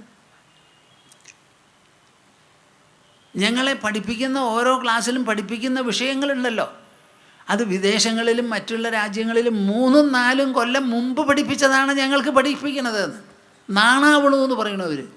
അപ്പം നമ്മുടെ വിദ്യാഭ്യാസ വിചക്ഷണന്മാരൊക്കെ എന്താ അവിടെ ഉറക്കം തൂങ്ങുക? ലോകത്തിൽ എന്ത് നടക്കണമെന്നുള്ളത് ആലോചിക്കണ്ടേ? ലോകത്തോട് കിടപിടിക്കണം ഇന്ത്യ എന്നുണ്ടെങ്കിൽ വിദ്യാഭ്യാസമാണ് പ്രധാനം പ്രധാനം പ്രധാനം. അത് കഴിഞ്ഞിട്ടേ ഭക്ഷണവും കൂടിയുള്ളൂ. ഇവിടെ വിദ്യാഭ്യാസമാണ് ശ്രദ്ധിക്കേണ്ടത്. ആ വിദ്യാഭ്യാസം നൽകുന്നവർക്ക് വേണ്ടത്ര വേതനം നൽകാൻ നമുക്ക് പറ്റണം. ഒന്നാം തരം കുട്ടികളെ ആരായി പഠിപ്പിക്കുക? നല്ല പോലെ പഠിച്ച കുട്ടികളാണ് പഠിപ്പിക്കുക. പഠിപ്പിൽ താല്പര്യമുള്ള കുട്ടികളാണ് അധ്യാപകന്മാരായി വരേണ്ടത്. അവരെ ആര് കൊണ്ടുപോകണു? വ്യവസായ മേഖലയുള്ളവർ കൊണ്ടുപോകണു. അവരെ ക്യാമ്പസ് ഇൻ്റർവ്യൂ നടത്തിയിട്ട് നല്ല കുട്ടികളെ പഠിപ്പിക്കാൻ കിട്ടുന്നില്ല. എന്താ കാരണം? ശമ്പളം പോരാ അവർക്ക്. അപ്പം നമ്മുടെ സർക്കാരുമാർ, സംസ്ഥാന സർക്കാരും കേന്ദ്ര സർക്കാരും തലപുകഞ്ഞ് ആലോചിക്കേണ്ട ഒരു വിഷയമാണ്. വിദ്യാഭ്യാസത്തിലേക്ക് കാര്യമായ ബഡ്ജറ്റ് വകയിരുത്തണം. എന്നാലേ ഇവിടെ വിദ്യാഭ്യാസം നന്നാവുള്ളൂ. We want our children to be taught by very good teachers, not substandard, second standard and third standard. പണം കൊടുത്ത് എന്നെ ഉദ്യോഗത്തിന് വയ്ക്കൂ എന്ന് പറയുന്ന ഒരു സ്ഥലം വേണ്ട. ആരെ ഉദ്യോഗത്തിന് വയ്ക്കണോ അവരുടെ കയ്യിൽ നിന്ന് പണം മേടിക്കുന്ന ഗതികേട് ഈ വിദ്യാഭ്യാസ സ്ഥാപനങ്ങൾക്ക് ഉണ്ടാവരുത്. ഒരാളെ ഉദ്യോഗത്തിന് വയ്ക്കാൻ പോണു, അവർ ഉദ്യോഗത്തിന് വരണത് പണം മേടിക്കാനാ, വേതനത്തിന് വേണ്ടിയിട്ടാണ്. അവരുടെ കയ്യിൽ നിന്ന് ഇങ്ങോട്ട് പണം മേടിക്കുക. കേൾക്കുന്നുണ്ടോ? ഇങ്ങനെ ഒരു സംഭവം. ഇതിനൊക്കെ കാരണം എന്താ? റിസർച്ച് ചെയ്ത് കണ്ടുപിടിക്കുമപ്പാ എന്താ അതിന് കാരണം എന്നുള്ളത്. നമ്മുടെ സമാജത്തിൻ്റെ പിഴവെവിടെ? എവിടെയാണ് ഈ ദിശ പോയി മാറിപ്പോകുന്നത്? നമുക്ക് വിദ്യാലയത്തിൽ പഠിക്കുന്ന വിദ്യാതത്പരരായിരിക്കുന്ന കുട്ടികളെ വേണം ഒന്നാം തരം അധ്യാപകന്മാരായി നിയോഗിക്കാൻ. അവർ വരണില്ലെങ്കിൽ വരാത്ത കാരണം നമ്മൾ അന്വേഷിക്കണം. നമ്മളുടെ ടീച്ചേഴ്സിനൊക്കെ നല്ല ശമ്പളം നമ്മൾ കൊടുക്കണം. ഇപ്പോൾ വളരെ മാറ്റം വന്നിട്ടുണ്ട്. ലോകം മുഴുവനും മുദ്ര കുത്തിയിട്ടുള്ള ഒരു ചരിത്രം എന്താ? ഗർഭാധാനം ആ നിമിഷം മുതൽക്ക് കുട്ടി പ്രസവിച്ച് 4 വയസ്സ് വരെയാണത്തിലെ നമ്മുടെ ബുദ്ധിയുടെ ഗുണപരമായിട്ടുള്ള വളർച്ച. ആ വളർച്ചയ്ക്ക് ദ്രവ്യലോകത്തിൽ നിന്ന് ആവശ്യം പ്രോട്ടീനാണ്. ആ പ്രോട്ടീൻ കഴിഞ്ഞാൽ ബാക്കിയുള്ള വളർച്ചയൊക്കെ ബൗദ്ധമായി ഉണ്ടാവേണ്ടതാണെന്ന്. അപ്പോൾ ആദ്യത്തെ 4 കൊല്ലമുണ്ടല്ലോ, ആ 4 കൊല്ലം കുട്ടികളെ വളർത്തുന്നത് വളരെ വളരെ സൂക്ഷിച്ചിട്ട് വേണം. ആ വളർത്താനുള്ള പരിശീലനം അച്ഛനമ്മമാർക്കുണ്ടാക്കി കൊടുക്കണം. ഇന്ന് വിദ്യാലയത്തിൽ പഠിക്കുന്ന ചെറു പെൺകുട്ടികളും ആൺകുട്ടികളുമടക്കം എല്ലാവരും അധികം കാലം കഴിയുന്നതിന് മുൻപ് വിവാഹം കഴിച്ച് മാതാപിതാക്കളാകും എന്ന് വിചാരിച്ച് ആ മാതാപിതാക്കളുടെ സ്ഥാനം അലങ്കരിക്കുന്നതിന് മുൻപ് തന്നെ അവർക്ക് എങ്ങനെ പെരുമാറണം, എങ്ങനെ ഗർഭാധാനം നടത്തണം, ഗർഭത്തെ എങ്ങനെ പോഷിപ്പിക്കണം, ഈ കാര്യങ്ങൾ പഠിപ്പിച്ചു കൊടുക്കേണ്ട ചുമതല നമുക്കുണ്ടപ്പാ, നമുക്കുണ്ടത്. അത് വിദ്യാഭ്യാസത്തിൽപ്പെട്ടതല്ലേ? ഗർഭസ്ഥ ശിശുവിനോട് എങ്ങനെ നമ്മൾ സമ്പർക്കം നടത്തണം, അമ്മ പ്രത്യേകിച്ചും അച്ഛനും. പ്രസവിച്ച കുട്ടിയെ എങ്ങനെ താലോലിക്കണം, എന്തെല്ലാം ദൃശ്യങ്ങൾ കാണിച്ചു കൊടുക്കണം, ശ്രവ്യങ്ങൾ നൽകണം, എങ്ങനെയായാൽ കുട്ടിയുടെ ബുദ്ധിയും മനസ്സും വളരും, ഇതൊക്കെ വളരെ ചിന്താവിഷയമാണ്. എന്നാൽ ഭാരതത്തിൽ പഴയ കാലം മുതൽക്ക് തന്നെ പലവിധ നല്ല അഭ്യാസങ്ങളും ഈ കാര്യത്തിലുണ്ട്. കുട്ടി പ്രസവിച്ച ഉടനെ പൊക്കിൾക്കൊടി മുറിക്കുന്നതിന് മുൻപ് നമുക്ക് ജാതകർമ്മം എന്നൊരു അനുഷ്ഠാനമുണ്ടപ്പാ. ആദ്യമായി ആ കുട്ടിക്ക് നെയ്യും തേനും അല്പം സ്വർണവും കൂടി നാവിൽ നക്കാൻ കൊടുക്കുമത്രേ. ഇതാണ് നമ്മുടെ വിശേഷപ്പെട്ട ഒരു ചരിത്രം. നിങ്ങൾ ആരെങ്കിലും അറിഞ്ഞിട്ടുണ്ടോ? ചിലരെങ്കിലും അറിയും, ഞാൻ അറിഞ്ഞിട്ടുണ്ടല്ലോ. നമ്മുടെ ശ്രദ്ധ എവിടെ പോണു? പൊക്കിൾക്കൊടി മുറിക്കുന്നതിന് മുൻപ് ആ കുട്ടിയെ കൊണ്ട് നക്കിക്കണം എന്നാണ് പറയണത്. ആ നാവ് മാത്രമേ ആ കുട്ടിക്ക് ഗ്രഹിക്കാനായിട്ടുണ്ടാവുള്ളൂ. കണ്ണുകൊണ്ട് ഗ്രഹിക്കാൻ പറ്റില്ല, കാതുകൊണ്ട് പറ്റില്ല, ത്വക്കുകൊണ്ട് പറ്റില്ല, മൂക്കുകൊണ്ട് പറ്റില്ല. ആദ്യത്തെ പ്രതികരണം, ആദ്യത്തെ രുചി നാവിലാണ്. അങ്ങനെ ജാതകർമ്മം, നാമകരണം എന്ന് തുടങ്ങി എല്ലാം കൂടി 16 സംസ്കാരമാണ് ഒരു ജനിച്ച ശിശുവിന്. അന്ത്യേഷ്ടി എന്ന് പറയുന്ന സംസ്കാരമാണ് ശവം ദഹിപ്പിക്കുന്നത്. ഇതെല്ലാം അടക്കം ആ ജനിച്ച ശിശു നന്നാവണം. എന്താ ഈ നന്നാവല്? ശരീരം നന്നാവാൻ പോണില്ല. അതിൻ്റെ ആകൃതി, കണ്ണ്, ഭംഗി അതൊക്കെ ഉണ്ടായതാ. അവിടെ നന്നാവാനുള്ളത് ഉൾവ്യക്തിത്വം, മനസ്സ്, ബുദ്ധി, അഹങ്കാരം, ഇത് 3 നന്നാവാനുള്ളൂ. അത് നന്നാക്കാനുള്ള സമീപനം നമ്മുടെ ഉള്ളിലുണ്ടോ ഇല്ലയോ എന്ന് നിങ്ങൾ ഓരോരുത്തരും ചിന്തിക്കേണ്ടതാണ്. കല്യാണം കഴിച്ച് ഞെളിഞ്ഞ് നടന്ന് ഫോട്ടോ എടുത്താൽ മതിയാ. വീഡിയോക്കാരനോട് വരാൻ പറഞ്ഞു, അവിടെ ഓടിച്ചെന്നു, ഇവിടെ ഓടിച്ചെന്നു, എവിടെ ഒളിഞ്ഞു നിന്നു, എന്നിട്ട് ഫോട്ടോ അങ്ങോട്ട് എടുത്തു, വലിയൊരു ആൽബം ഉണ്ടാക്കി. എന്നിട്ടിപ്പോൾ എന്തുണ്ടായി? ഈ കുട്ടികൾ നന്നാവുമോ? ഈ കല്യാണം കഴിക്കുന്നത് മാതൃപിതൃത്വത്തിനുള്ള മുന്നോടിയാണ്. കുട്ടികളുണ്ടാവുന്നതും ഗർഭം ധരിക്കുന്നതുമെല്ലാം വംശവൃദ്ധിക്ക് വേണ്ടിയിട്ടാണ്. അപ്പം നമ്മളിൽ നിന്ന് നമ്മുടെ വംശത്തിന് 1-ാം തരം കുട്ടികളെ പ്രദാനം ചെയ്യേണ്ട ഒരു ചുമതല എല്ലാവർക്കുമുണ്ട്. ഇതൊക്കെ നിങ്ങൾ മനസ്സിലാക്കണം. അപ്പോൾ വിദ്യാഭ്യാസം എന്ന് പറഞ്ഞാൽ വളരെ പ്രധാനപ്പെട്ട ഒരു കാര്യമാണത്. വളരെ ചിന്തിക്കേണ്ടതാണ്. പരീക്ഷ എന്നുള്ളതിൻ്റെ പേര് കുട്ടികൾക്ക് പേടി സ്വപ്നമാണ്. എന്താ ഈ പരീക്ഷയെ പേടിക്കണത്? പരീക്ഷ വളരെ അത്യാവശ്യമല്ലേ? അലങ്കാരമല്ലേ? അതൊരു ഭൂഷണമല്ലേ? പരീക്ഷ എഴുതാത്തൊരു കുട്ടിയെ ആർക്ക് വേണം? പരീക്ഷ നടത്താത്ത സ്കൂൾ ആർക്ക് വേണം? ആ പരീക്ഷയിൽ പാസ്സാവാത്തതാണെങ്കിൽ ആർക്ക് വേണമത്? അപ്പോൾ പരീക്ഷ എന്ന് പറയുന്നത് വളരെ സന്തോഷത്തോടുകൂടി, ഉത്സാഹത്തോടുകൂടി ഒരു ഉത്സവ സദൃശം നോക്കേണ്ടതാണ്. ഈ മൈൻഡ് സെറ്റ് മാറ്റുക. തലേ ദിവസം വരെ പഠിച്ചത് വിട്ട് പിന്നെ എന്താ നമുക്ക് പഠിക്കാൻ പറ്റുക? ഒരു കൊല്ലം പഠിച്ചതാണ് 2 മണിക്കൂറും 2.5 മണിക്കൂറും എഴുതാൻ പറയുന്നത്, ഓരോ പേപ്പറും. എന്താ അതിലിത്ര പേടിക്കാനുള്ളത്? എല്ലാവർക്കും ഇഷ്ടമായി, പത്രത്തിലൊക്കെ റിപ്പോർട്ട് ചെയ്തു, ഞാനിത് സംസാരിച്ചപ്പോൾ. ഉത്സവമായിരിക്കണം പരീക്ഷ എന്ന്. നിങ്ങൾ ആലോചിച്ച് നോക്കൂ. ഈ വിദ്യാഭ്യാസ മേഖലയിൽ വളരെയധികം റിസർച്ച് ആവശ്യമാണ്. അധ്യാപകന്മാർ, 1-ാം തരം അധ്യാപകന്മാരെ കിട്ടാൻ വേണ്ടി നമ്മുടെ രാജ്യത്തിൽ ഈ മേഖലയിൽ വിപ്ലവാത്മകമായ പരിഷ്കാരങ്ങളും ചിന്തകളും ആവശ്യമാണ്. ബഡ്ജറ്റിൻ്റെ എത്ര ഉറുപ്പിക അതിൽ വിലയിരുത്തിയാലും നമ്മളിപ്പോൾ കൂടുതൽ പണം ചിലവാക്കുന്നത് ഡിഫൻസിനാണ്. വിദ്യാഭ്യാസം ആർക്കും വേണ്ടേ? എന്താ നിങ്ങൾ ഈ പറയണത്? I am not able to understand why education is not given the right status it deserves. എപ്പോഴാണ് ഈ വിദ്യാഭ്യാസം നമ്മുടെ കുട്ടികളെ സമ്പന്നരാക്കി തീർക്കുക, നമ്മുടെ രാജ്യത്തെ ധന്യമാക്കി തീർക്കുക? അന്താരാഷ്ട്ര മേഖലയിൽ തല ഉയർത്തിപ്പിടിക്കാൻ പറ്റിയിട്ടുള്ള ഒരു ഇന്ത്യ ഉണ്ടാവണമെങ്കിൽ ഇവിടുത്തെ വിദ്യാഭ്യാസം നന്നാവണം. ഇതിന് നമ്മൾ 25-30 കൊല്ലമൊന്നും വെയിറ്റ് ചെയ്താൽ പറ്റില്ല. നല്ല സിലബസ് ഉണ്ടാക്കി നല്ല അധ്യാപകന്മാരെ എടുത്ത് പഠിപ്പിച്ച് നന്നാക്കണം. ഒരു സ്കൂളിൽ ഒരു ഹെഡ് മാസ്റ്റർ നന്നായാൽ ആ സ്കൂളിൻ്റെ തലയിലെഴുത്ത് മുഴുവൻ നന്നാവണം. ചില സർക്കാർ സ്കൂളിൻ്റെ ഇവിടെ ചേർപ്പിലുണ്ടായിരുന്നു, ഒരു ഹെഡ് മാസ്റ്റർ അവിടെ എല്ലാവരും കുട്ടികൾ പാസ്സായി തുടങ്ങി. ഒറ്റ ആളുടെ മനസ്ഥിതി ആലോചിച്ച് നോക്കിക്കോളൂ. ഒരു വ്യക്തിക്ക് എന്ത് ചെയ്യാൻ പറ്റും എന്ന് ചോദിച്ചാൽ വളരെയധികം ചെയ്യാൻ പറ്റും. അതും ഒരു ഡിപ്പാർട്ട്മെൻറ്റിൻ്റെ അല്ലെങ്കിൽ ഒരു സ്ഥാപനത്തിൻ്റെ തലപ്പത്തിരിക്കുന്ന മനുഷ്യൻ. ഇൻ്റർനാഷണൽ റെക്കോർഡ് ആൻഡ് ഫൈൻഡിങ് എന്താണെന്നറിയോ നിങ്ങൾക്ക്? അനവധി മൾട്ടിനാഷണൽ കോർപ്പറേഷൻസ് ഉണ്ട്. ആരെങ്കിലും ആ കോർപ്പറേഷൻ്റെ സ്ഥിതിഗതികൾ മെച്ചപ്പെടുത്തിയിട്ടുണ്ടെങ്കിൽ അതിൻ്റെ തലപ്പത്തുള്ളവന് ഒരു ഗുണമുണ്ടായിരുന്നു. എന്താ ആ ഗുണം? ഇൻറ്റഗ്രിറ്റി. കേൾക്കണുണ്ടോ നിങ്ങൾ? നിങ്ങളുടെ അഭിപ്രായത്തിൽ സത്യസന്ധതയ്ക്ക് വിലയില്ല എന്നല്ലേ പറയുന്നത്? See the history the world has made. The president or the chairman who had integrity to his credit, he alone has been able to elevate his institution, his corporation to a higher level.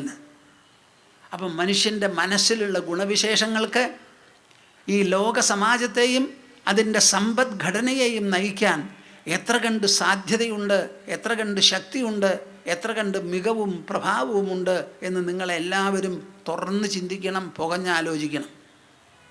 ആ ഗുണങ്ങളാണ് ഇവിടെ കൃഷ്ണൻ അർജുനന് പറഞ്ഞു കൊടുക്കുന്നത്. അത് വെറും ഒരു യുദ്ധഗീതയല്ല, അതൊരു ശാശ്വത ഗീതയാണ്. യുദ്ധമായിരുന്നു അവസരം എന്നത് ശരി, പക്ഷേ അതൊരു ശാശ്വത ഗീതയാണ്. എൻ്റെ ജീവിതത്തിൽ ഞാനൊരു നഗ്ന സത്യം കണ്ടുപിടിച്ചിട്ടുണ്ട്. എന്താണെന്നറിയാമോ?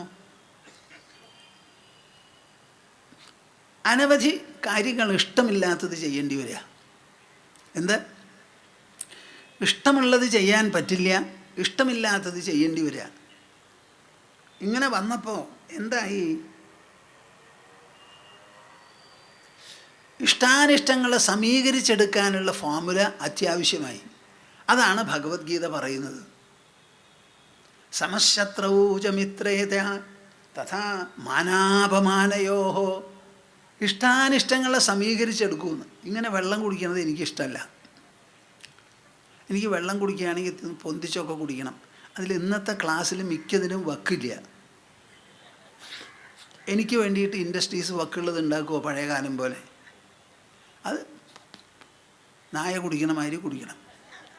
എന്തപ്പോൾ ചെയ്യുക? ഇതിങ്ങനെ ഒന്ന് തൊട്ടാൽ ഒന്ന് കയ്യൊക്കെ ഒന്ന് കഴുകണമെന്നുണ്ട്. അതിവിടെ നടക്കുമോ? നടക്കില്ല. ഇതൊക്കെ ഇഷ്ടമില്ലാത്തതാണ്. അപ്പോൾ ഈ ഇഷ്ടമില്ലാത്ത കാര്യങ്ങൾ ചെയ്യേണ്ടി വരുമ്പോൾ ഞാൻ എന്ത് ചെയ്യുക? അതോടുകൂടി യോജിക്കുക. അപ്പോൾ എൻ്റെ ജീവിതത്തിൽ ഈ ജ്ഞാനസാധന എപ്പോഴും അതാ. ആലോചിച്ച് നോക്കിക്കോളൂ. സമസിദ്ധാവസിദ്ധൗച കൃത്വാഭിന നിബദ്ധ്യതേ. ഇത് ശ്രീകൃഷ്ണൻ ഭഗവത്ഗീതയിൽ പറയുന്നതാണ്. അവിടെ നിന്നാണ് ഞാൻ ഈ കുട്ടികളെ തോൽക്കുമോ ജയിക്കുമോ നോടക്കാൻ വയ്യ ഇതെങ്ങനെയുള്ള കാര്യങ്ങളൊക്കെ പറയണു. സത്യം എവിടെയോ ആണ്. ഈ 2 കുട്ടികളും എന്നോട് പറഞ്ഞ് പരീക്ഷ എഴുതി പാസ്സായി. അതാണ് അതിൻ്റെ വിശേഷം. അവർ പാസ്സായി, ഒന്നാമന്മാരായി, ഉദ്യോഗസ്ഥരായി. ഒരു കുട്ടി ബോംബെയിലാണ്, നല്ല സർട്ടിഫിക്കറ്റ് കൊടുത്തിട്ടുണ്ട് ക്യാമ്പസ് സെലക്ഷനിൽ പോയിട്ട്. പിന്നെ ഒരു കുട്ടി അമേരിക്കയ്ക്ക് പോയി MSc പഠിച്ച് നല്ല ഉദ്യോഗത്തിൽ കഴിഞ്ഞുകൂടിയിരിക്കുന്നു. അവന് വിസയൊക്കെ കിട്ടിക്കഴിഞ്ഞു. അന്ന് ആ ടെലിഫോൺ ചെയ്ത് സംസാരിച്ച് ഞാൻ ആ കുട്ടികളോട് സംസാരിച്ചതാണ് ഇതിൽ നിർണായകമായിട്ടുള്ളൊരു കാര്യം. അപ്പോൾ നമ്മുടെ ധാരണയൊക്കെ ഒന്ന് പൊളിച്ചെഴുതാറായി കൂട്ടരെ. നിങ്ങളൊന്ന് ആലോചിക്കൂ. ഈ ഭഗവത്ഗീത എന്ന് പറയുന്നത് ഒരു പഴംപുരാണമല്ല, അത് നിത്യനൂതനമായ ജീവിത സന്ദേശമാണ്, കർമ്മസൂത്രമാണ്. അത് മനസ്സിൻ്റെ മഹിമയാണ് അതിൽ പറയുന്നത്. മനസ്സിൽ കിടക്കുന്ന ഒളിഞ്ഞു കിടക്കുന്ന സാധ്യതകളെക്കുറിച്ചാണ് അത് വളരെ വ്യക്തമായി പറയുന്നത്. നമുക്ക് അടുത്ത ശ്ലോകത്തേക്ക് പോവാം. സ്വഭാവാദേവ ജാനാനോ ദൃശ്യമേ തന്ന കിഞ്ചന ഇദം ഗ്രാഹ്യം ഇദം ത്യാജ്യം സഖിം പശ്യതി ധീരധീ. 3:13 നോക്കിക്കോളൂ. സ്വഭാവാദേവ ജാനാനോ, സ്വഭാവാദേവ ജാനാനോ. ഇത് നിങ്ങളിങ്ങനെ ഇടയ്ക്ക് ചെല്ലുമ്പോൾ അറ്റൻഷനൊക്കെ നല്ലതാണ്, ശ്രദ്ധയ്ക്ക്. എല്ലാവരും ചൊല്ലൂ. ഇവിടെ ചൊല്ലുക വേണ്ടത് മൗനിയായിട്ടല്ല, ഇവിടെ മന്ത്രജപമല്ല അത്, ഇത് ശ്ലോകം ചൊല്ലല. അത് ഉറക്കം വേണം ചൊല്ലാൻ. സ്വഭാവാദേവ ജാനാനോ, സ്വഭാവാദേവ ജാനാനോ. ദൃശ്യമേ തന്ന കിഞ്ചന, ദൃശ്യമേ തന്ന കിഞ്ചന. ദൃശ്യമേ തന്ന കിഞ്ചന, ദൃശ്യമേ തന്ന കിഞ്ചന. ഇദം ഗ്രാഹ്യമിദം ത്യാജ്യം, ഇദം ഗ്രാഹ്യമിദം ത്യാജ്യം. സഖിം പശ്യതി ധീരധീ, സഖിം പശ്യതി ധീരധീഃ. സഖിം പശ്യതി ധീരധീ. സഖിം പശ്യതി ധീരധീഃ. ഓരോ ശ്ലോകത്തിലും കുറേശ്ശെ കുറേശ്ശെ കിടത്തി കിടത്തി കിടത്തി കിടത്തി പറയാണ്. സ്വഭാവാദേവ ജാനാനോ ദൃശ്യമേ തന്ന കിഞ്ചന, ദൃശ്യമേ തന്ന കിഞ്ചന. നിങ്ങൾ എൻ്റെ കൂടെ വരുമോ? സ്വഭാവാദേവ ജാനാനോ, സ്വഭാവാദേവ ജാനാനോ. സ്വാഭാവികമായി നിരന്തരം തന്നെ നമ്മൾ മനസ്സിലാക്കണം. എന്ത്? ദൃശ്യമേതത് ന കിഞ്ചന. ഈ കാണുന്ന ദൃശ്യം, ആ ദൃശ്യം കടുക് പോലെ ചെറുതായി ഒറ്റയ്ക്കുള്ള ഒരു വസ്തു ആവട്ടെ, അല്ല അതിസങ്കീർണവും വിപുലവും അനന്തവുമായിരിക്കുന്ന പ്രപഞ്ചമാകട്ടെ, നമ്മൾ നോക്കിക്കാണുന്ന ദൃശ്യം ബൃഹത്തായാലും അണുവായാലും ദൃശ്യം എന്നുള്ള നില രണ്ടിനും ഒരുപോലെയല്ലേ കൂട്ടരെ? ഈ വിരൽ ഞാനിങ്ങനെ നോക്കിക്കാണുമ്പോൾ എൻ്റെ ദൃശ്യമാണ്. ഈ മാലയെ ഇങ്ങനെ നോക്കിക്കാണുമ്പോൾ അത് ദൃശ്യമാണ്. നിങ്ങളെല്ലാവരും എൻ്റെ മുൻപിലുണ്ട്, പിന്നിൽ ഗോപുരമുണ്ട്, അതും ദൃശ്യമാണ്. ഇതിനെ എല്ലാറ്റിനെയും ഞാൻ നോക്കിക്കാണുന്നത് ഒരേ കണ്ണ് വെച്ചുകൊണ്ടാണ്. ആ കണ്ണിനെ കാണാൻ പ്രേരിപ്പിച്ച് പ്രവർത്തിപ്പിക്കുന്നത് എൻ്റെ ഉള്ളിലുള്ള മനസ്സാണ്. മനസ്സൊന്നായിരിക്കെ, കണ്ണൊന്നായിരിക്കെ, കാണപ്പെടുന്ന വസ്തുക്കൾ വലിപ്പമോ ചെറുപ്പമോ ആകട്ടെ, എല്ലാം ഒരുപോലെ ദൃശ്യമല്ലേ? എന്താ നിങ്ങൾ ഉറപ്പിച്ച് പറയാത്തെ? അതെ, ഒരേപോലെ ദൃശ്യമാണ്. ഈ ദൃശ്യം നിൽക്കുന്നത് എവിടെയെന്നാ ചോദ്യം. ഈ ദൃശ്യത്തിൻ്റെ നിൽപ്പ് സ്വതന്ത്രമോ പരതന്ത്രമോ? വലിയൊരു ചോദ്യമാണത് വേദാന്തത്തിൽ, ന്യായശാസ്ത്രത്തിൽ. സ്വതന്ത്രം എന്ന് പറഞ്ഞാൽ തന്നെത്താനെ എക്കാലത്തും ഒരുപോലെ നിലനിൽക്കുന്നത്. പരതന്ത്രം എന്ന് പറഞ്ഞാൽ മറ്റൊന്നിനെ ആശ്രയിച്ചിരിക്കുന്നത്. നിങ്ങൾ എന്നോട് പറയൂ, ദൃശ്യം സ്വതന്ത്രമോ അതോ പരാധീനമോ?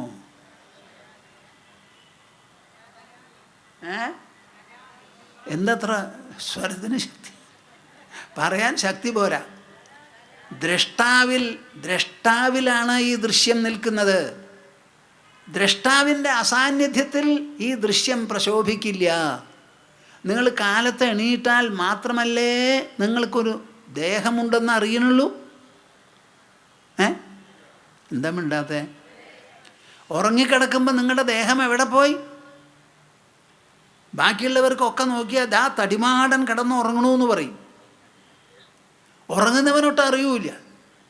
അപ്പം ഉണർന്നിരിക്കുന്ന നമുക്ക് ആ ദൃശ്യമുണ്ട്. ഉറങ്ങുന്നവനോ തൻ്റെ ശരീരം ദൃശ്യമല്ല. ആ ദൃശ്യത്തെ മാച്ചു കളഞ്ഞത് ആരാ? വേറെ വല്ലതുമോ അതോ അതേവരെ ഉണർന്നിരുന്ന ഉള്ളാളിയോ? ആ ദൃശ്യത്തെ മാച്ചതാരാ? എവിടെയാണ് ഈ ദൃശ്യം? ദ്രഷ്ടാവിൽ. കാലത്തെണീറ്റു, ഇന്ദ്രിയങ്ങളെ പ്രവർത്തിപ്പിച്ചു, ഓരോ ഇന്ദ്രിയവും അതിൻ്റേതായ പദാർത്ഥങ്ങളെ ആനയിച്ചു. അങ്ങനെ എല്ലാ ഇന്ദ്രിയങ്ങളിലൂടെയും ലോകവസ്തുക്കൾ എൻ്റെ ഉള്ളിൽ പ്രതിച്ഛായ രൂപത്തിൽ രൂപപ്പെട്ടു. ആ പ്രതിച്ഛായയുടെ ഒരു പങ്ക്തി, നീണ്ട ഒരു മാല തന്നെ ഉണ്ടായിരുന്നു. വൈകുന്നേരം എല്ലാം വിശ്രമിച്ച് അവസാനം ഊണും കഴിഞ്ഞ് സർവ്വകാര്യങ്ങളും കഴിഞ്ഞ് കിടന്നുറങ്ങാൻ പോയി. കിടന്നുറങ്ങിയപ്പോൾ അതേവരെ പ്രകാശിച്ചു കൊണ്ടിരുന്ന ഈ ദൃശ്യം അസ്തമിച്ചത് എവിടെയാ? അസ്തമിച്ചത് എവിടെയാ? എന്താ ഇവരും മിണ്ടാതെ? ഈ ദൃശ്യത്തെ കണ്ടിരുന്നതാരാ? ആ ആളിലല്ലേ അത് അസ്തമിച്ചിരിക്കുന്നത്. ആ ആൾ എണീക്കുമ്പോൾ ദൃശ്യം പിന്നെയും തുടങ്ങുന്നുണ്ടല്ലോ. അപ്പം ഈ ദൃശ്യം എന്ന് പറയുന്നത് എന്താ? ദ്രഷ്ടാവിൻ്റെ പ്രതിഭാസമാണ്. ദ്രഷ്ടാവിൻ്റെ വിസ്തൃത വിശാല രൂപമാണ്. ദ്രഷ്ടാവിൻ്റെ പ്രകടനമാണ്.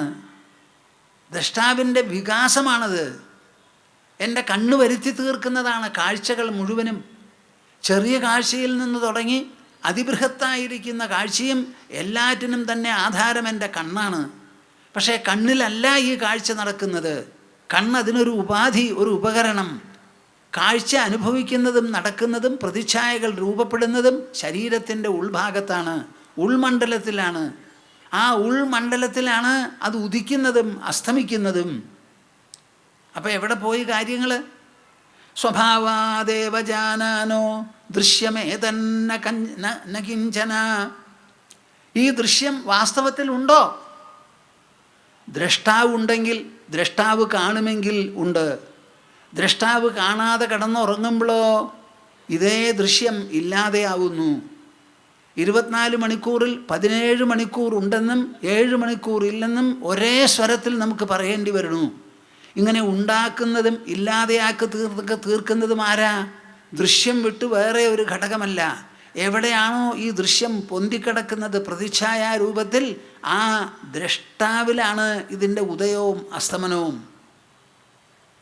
അങ്ങനെ ഉദിച്ചസ്തമിക്കുന്ന ഒരു പൊരുൾ വാസ്തവമാണോ? ഉണ്ടോ? എന്താ മിണ്ടാത്തത്? 17 മണിക്കൂറുണ്ട്, 7 മണിക്കൂർ ഇല്ല എന്ന് വന്നാൽ, ഒരു മിനിറ്റ് പോലും ഇല്ല എന്ന് വന്നാൽ ആ വസ്തുവിന് ഉണ്ട് എന്നൊരു സ്ഥാനം കൊടുക്കാൻ പറ്റുമോ? ബുദ്ധിയിൽ കൊടുക്കാൻ പറ്റുമോ എന്നാ ചോദ്യം. നമ്മുടെ ബുദ്ധിയുടെ നിശ്ചയത്തിൽ കണ്ണുകൊണ്ട് കാണുന്നതൊന്ന്, ബുദ്ധി കൊണ്ട് നിശ്ചയിക്കുന്നത് വേറെ ഒന്ന്. ആ ബുദ്ധി നിശ്ചയമാണ് നമ്മളെ നയിക്കുന്നതും നയിക്കേണ്ടതും. ദൃശ്യമേതന്ന കിഞ്ചന ഇതം ഗ്രാഹ്യം ഇതം ത്യാജ്യം സഖിം പശ്യതി ധീരധീഹി. അങ്ങനെ ഈ ദൃശ്യം തന്നെ അസ്വതന്ത്രമാണ്, പരാധീനമാണ്, അസ്ഥിരമാണ്, ക്ഷണികമാണ്. അതിന് സ്വന്തമായ ഒരു നിലനിൽപ്പില്ല. അങ്ങനെയിരിക്കെ ആ ദൃശ്യത്തിൻ്റെ ഉള്ളിൽ നിങ്ങൾ ഗ്രാഹ്യം ത്യാജ്യം എന്ന് പറഞ്ഞ് വിഭജിക്കുന്നതിന് എന്തെങ്കിലും അർത്ഥമുണ്ടോ? നമ്മുടെ നാടൻ ഭാഷയിൽ പറയും കുശു കൊണ്ട് കയറ് പിരിക്കുകയെന്ന്. അതുമാതിരി ഒരു കാര്യമല്ലേ അത്? അതല്ലേ മറുപടി പറയുന്നപ്പാ ബുദ്ധിന്ന്. ബുദ്ധി കൊണ്ട് വേണം മറുപടി പറയാൻ. അയ്യോ ഇത് എങ്ങനെയാ സമ്മതിക്കാമെന്ന് ചോദിക്കരുത്. എന്നാൽ ബുദ്ധി കളഞ്ഞു കളയും, പറിച്ചു കളയും.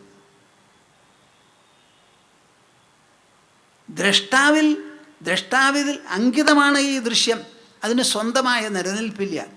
ഈ ബ്രഹ്മാണ്ടം മുഴുവനും നമ്മൾ കാണുന്നുണ്ടെങ്കിൽ ആ കാണുന്ന ഒരു ചെറിയ വ്യക്തിയുടെ 2 കണ്ണും ശരീരത്തിൻ്റെ ഉള്ളിലുള്ള മനസ്സും അതാണ് ഇതിനുള്ള സപ്പോർട്ട്, ഇതിനുള്ള താങ്ങും തണലും. അങ്ങനെ സ്വതന്ത്രമല്ലാത്തൊരു ദൃശ്യം, അസ്വതന്ത്രമായ ദൃശ്യം, ആ ദൃശ്യം അസ്ഥിരമാണ്, അവാസ്തവമാണ്. ആ അവാസ്തവത്തിലാണോ നിങ്ങൾ ഇത് ഗ്രാഹ്യം ഇത് ത്യാജ്യം എന്ന് പറഞ്ഞ് വകതിരിക്കുന്നത്? ഇത് തന്നെ അവാസ്തവമാണെങ്കിൽ ഗ്രാഹ്യ ത്യാജ്യങ്ങൾക്ക് വാസ്തവികത ഉണ്ടാകുമോ? നിങ്ങൾ എൻ്റെ കൂടെ ഉണ്ടോ?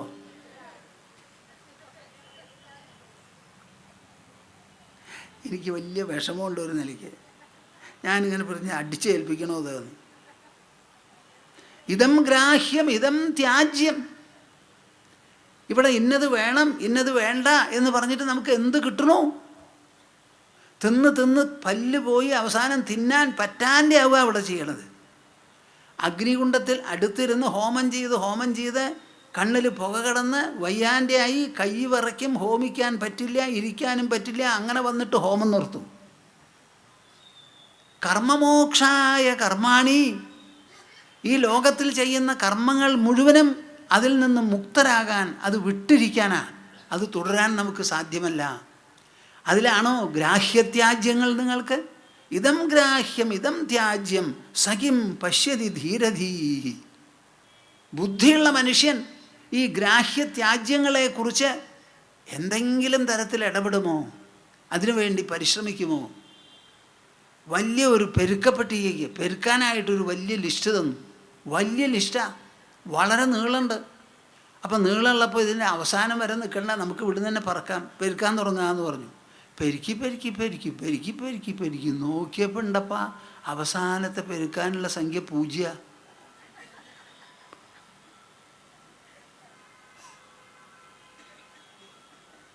ഇതാണ് ഈ ലോകം. നിങ്ങളുടെ ഗ്രാഹ്യവും ത്യാജ്യവും ഗ്രാഹ്യവും ത്യാജ്യവും ധർമ്മവും അധർമ്മവും ഒക്കെ ആയിട്ട് പുറപ്പെട്ടോളൂ. എന്താ അത്?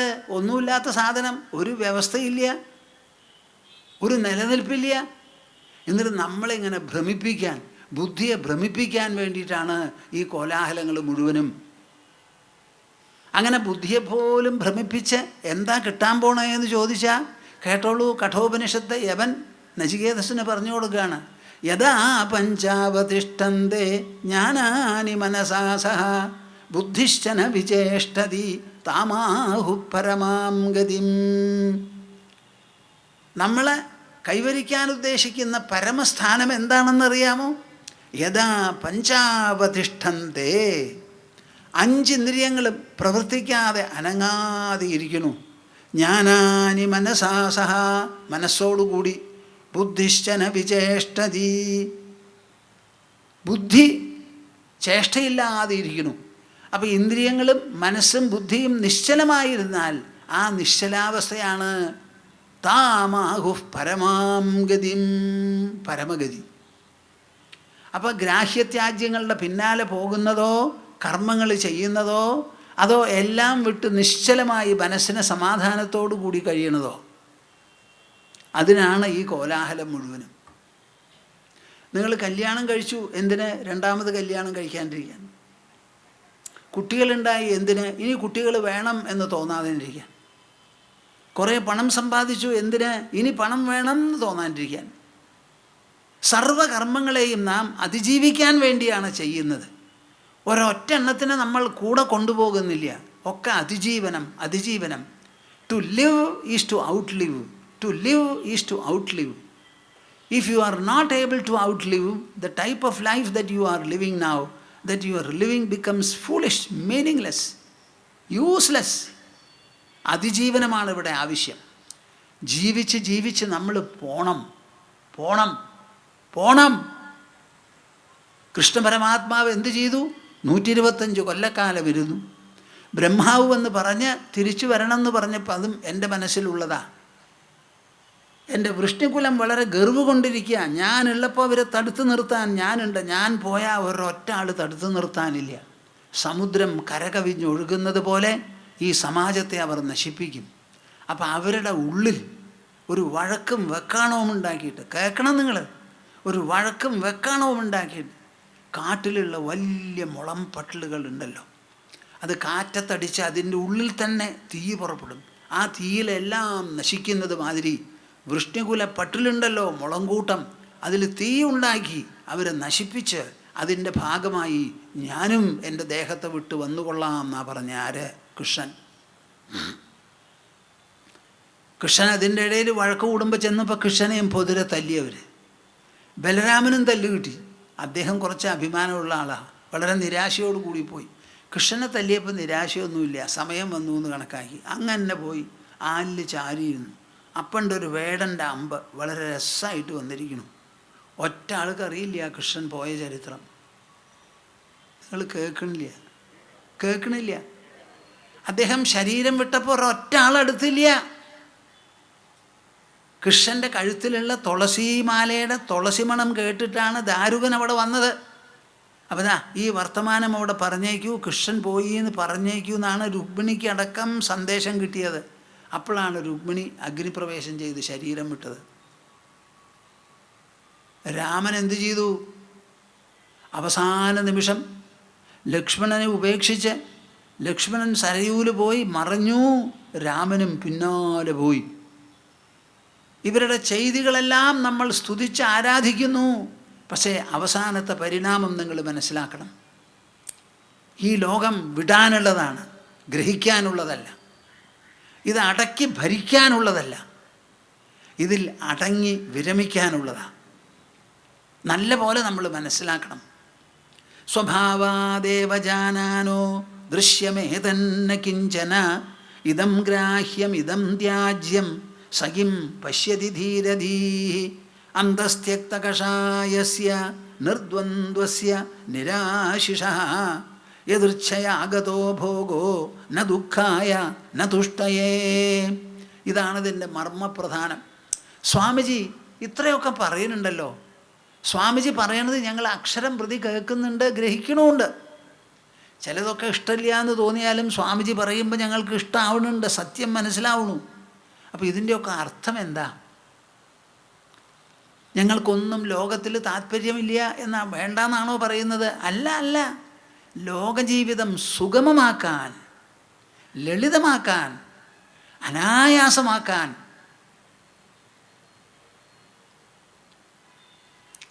ക്ഷേത്രം പോലെ ശ്മശാനവും നമ്മുടെ മനസ്സിൽ ശോഭിക്കണം. അതിയായോ പറഞ്ഞത്? ക്ഷേത്രം എങ്ങനെ ആവശ്യമോ അതേമാതിരി നമുക്ക് ശ്മശാനവും വേണം.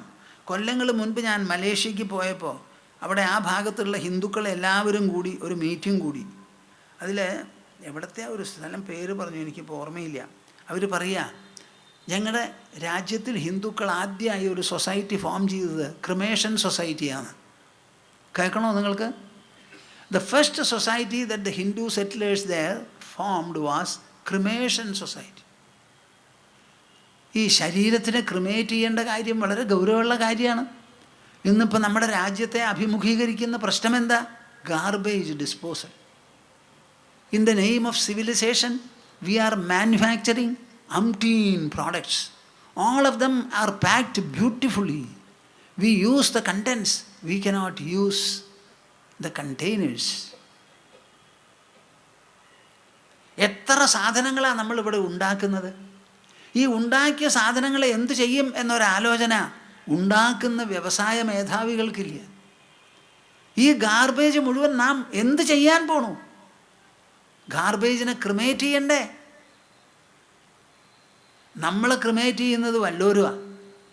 ഗാർബേജ് ക്രിമേറ്റ് ചെയ്യുമ്പോൾ നമ്മൾ ജീവിച്ചിരിക്കുന്ന കാലത്ത് തന്നെ വേണം, അവനവൻ തന്നെ വേണം. അപ്പം നമ്മൾ ഉണ്ടാക്കുന്ന വേസ്റ്റ് ഡിസ്പോസ് ചെയ്യാൻ നമുക്ക് അറിയില്ല എന്നുണ്ടെങ്കിൽ ഈ വേസ്റ്റ് ഉത്പാദിപ്പിക്കുന്നത് കൊടിയ അധർമ്മമാണോ അല്ലയോ എന്ന് ഈ സദസ്സ് ഇപ്പം പറയണം എന്നോട്. എന്താ മിണ്ടാതെ?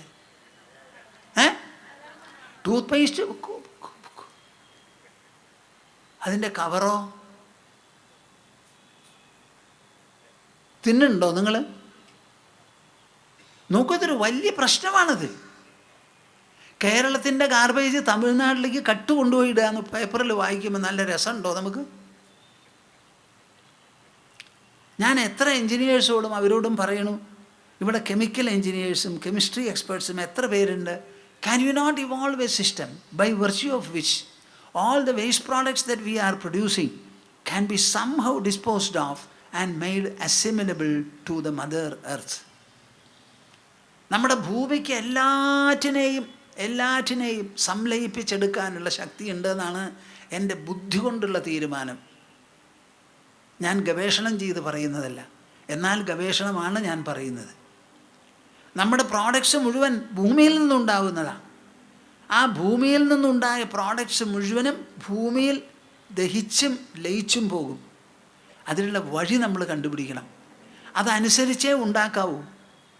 ഇവിടെ ചാർട്ടേഡ് അക്കൗണ്ടൻസിൻ്റെ ഇൻസ്റ്റിറ്റ്യൂട്ടുണ്ട്, കോസ്റ്റ് ആൻഡ് വർക്ക്സ് അക്കൗണ്ടൻറ്റ് ഇൻസ്റ്റിറ്റ്യൂട്ടുണ്ട്.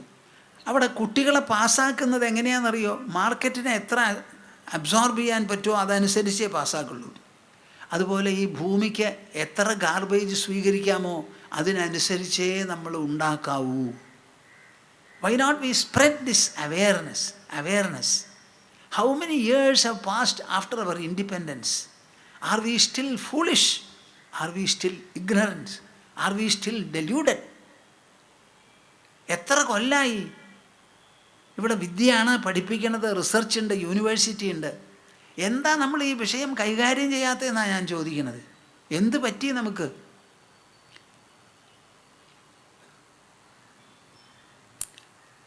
അന്തസ്ത്യക്തകഷായസ്യ നിർദ്വന്ദ്വസ്യ നിരാശിഷഃ യദൃച്ഛയാഗതോ ഭോഗോ ന ദുഃഖായ ന തുഷ്ടയേ. അപ്പം ജീവിതം സുഭഗമാക്കാൻ വേണ്ടിയിട്ടാണ് അഷ്ടാവക്രൻ മഹാരാജാവോട് സംസാരിക്കുന്നത്. രാജ്യവും സിംഹാസനവും ഉപേക്ഷിക്കൂ ജനക, എൻ്റെ കൂടെ വരൂ, കുടീരത്തിൽ നമുക്ക് ഒന്നുമില്ലാതെ കഴിഞ്ഞുകൂടാം എന്നല്ല അഷ്ടാവക്രൻ പറഞ്ഞത്.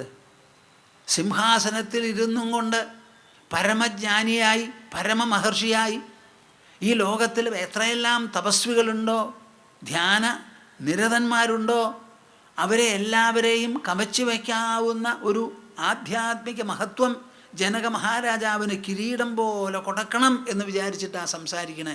കേട്ടോളൂ. അന്തസ്ത്യക്തകഷായസ്യ നിർദ്വന്ദ്വസ്യ നിരാശിഷഃ യദൃച്ഛയാഗതോ ഭോഗോ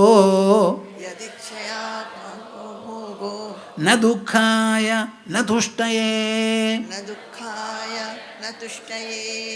ഈ ആധ്യാത്മിക സിദ്ധാന്തത്തിന് അനുസരിച്ച് ജീവിക്കുന്ന പക്ഷം ഈ ലോകം മുഴുവനും യാദൃച്ഛികമായ ഒരു സമ്മാനമായിരിക്കും നമുക്ക്. പ്രതിദിനം യാദൃച്ഛികത കൊണ്ടുവരുന്ന സമ്മാനം അനുഗ്രഹം. ആ അനുഗ്രഹം ന ദുഃഖായ ന തുഷ്ടയേ. ആ വരി നിങ്ങളെല്ലാവരും ഓർമ്മ വെച്ചുകൊണ്ട് വേണം ഇന്ന് പോവാൻ. ഇവിടെ എന്ത് നടന്നാലും വന്നാലും പോയാലും ആ വരുന്നതും പോകുന്നതും നമ്മളിൽ ദുഃഖമണയ്ക്കരുത്, അമിതമായ സന്തോഷവും ചൊരിയരുത്. അങ്ങനെ ദുഃഖത്തിനുമല്ല അമിത സന്തോഷത്തിനുമല്ല എന്ന് പറഞ്ഞ് ഒരു സമമായ മനസ്ഥിതിയോടുകൂടി നിങ്ങൾ ഈ പ്രപഞ്ചം മുഴുവനും പിടിച്ചടക്കിക്കോളൂ, എനിക്കൊരു വിരോധവുമില്ല.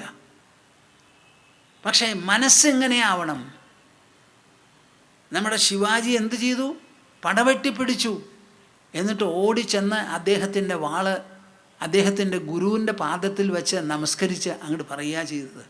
പടവെട്ടി പിടിച്ചതിന് ശേഷം ഞാൻ പറഞ്ഞ മാതിരി അയോധ്യ മുഴുവൻ 4 പങ്കുവെച്ച് വസിഷ്ഠാദികൾക്ക് കൊടക്കുക ചെയ്ത അയോധ്യയിലെ അധിപൻ ദശരഥൻ. അതേമാതിരി നമുക്ക് സാധിക്കണം. ന ദുഃഖായ ന തുഷ്ടയേ. നിങ്ങൾ ഇത്ര നാളും സുഖദുഃഖത്തിൻ്റെ മന്ത്രം പറഞ്ഞാണ് ജീവിച്ചത്. ദുഃഖം വേണ്ട, സുഖം വേണം, സുഖം വേണം, സുഖം സുഖം സുഖം സുഖം സുഖം. ഈ പറഞ്ഞ സുഖം ഇട്ട് കണ്ടൂല്ല. ആ മന്ത്രം മാറ്റുക. ഇവിടെ ഒന്നും എന്നെ ദുഃഖിപ്പിക്കരുത്, ഒന്നും എന്നെ അമിതമായി സന്തോഷിപ്പിക്കരുത്. ദുഃഖത്തെയും സുഖത്തെയും ഒരുപോലെ ജലാശയമായി കണ്ട് എൻ്റെ ജീവിതം അതിലൊരു നൗകയായി, ഒരു തോണിയായി അതിൻ്റെ മുകളിലിങ്ങനെ തുഴഞ്ഞു പോവും ഞാൻ. ദുഃഖസുഖങ്ങൾ ജലാശയം, ജീവിതം ഒരു നൗക. അതുപോലെ ആവണം. അതാണ് നമുക്ക് ആവശ്യം. അതാണ് മനസ്സിൻ്റെ ലാഘവത്വം, അതാണ് ബുദ്ധിയുടെ വൈഭവം, അതാണ് ജ്ഞാനത്തിൻ്റെ മികവ്, അതാണ് ഭക്തിയുടെ സാന്ദ്രത. ഒന്ന് മനസ്സിലാക്കിനപ്പാ നിങ്ങൾ. അന്തസ്ത്യക്തകഷായസ്യ നിർദ്വന്ദ്വസ്യ നിരാശിഷഃ. കഷായം എന്നൊരു വാക്കുണ്ട്. ആയുർവേദത്തിൽ അതിൽ വേരൊക്കെ കാച്ചി കുറുക്കി അങ്ങനെയുള്ള കഷായ. ഇവിടെ കഷായം എന്ന് പറഞ്ഞാൽ ഈ ചക്കമുളഞ്ഞ് തൊട്ടാൽ ഒട്ടില്ലേ, അതേപോലെയുള്ള ഒട്ടല. ജനിച്ചാൽ ഒട്ടി, കല്യാണം കഴിച്ചാൽ ഒട്ടി, കുട്ടികളുണ്ടായാൽ ഒട്ടി, അവരെ കല്യാണം കഴിച്ച് കൊടുത്താലും ഒട്ടി. എന്ത് ഗ്രഹപ്പഴയപ്പം അത്? ഈ ഒട്ടലില്ലാതെ ഇരിക്കുകയാണ്.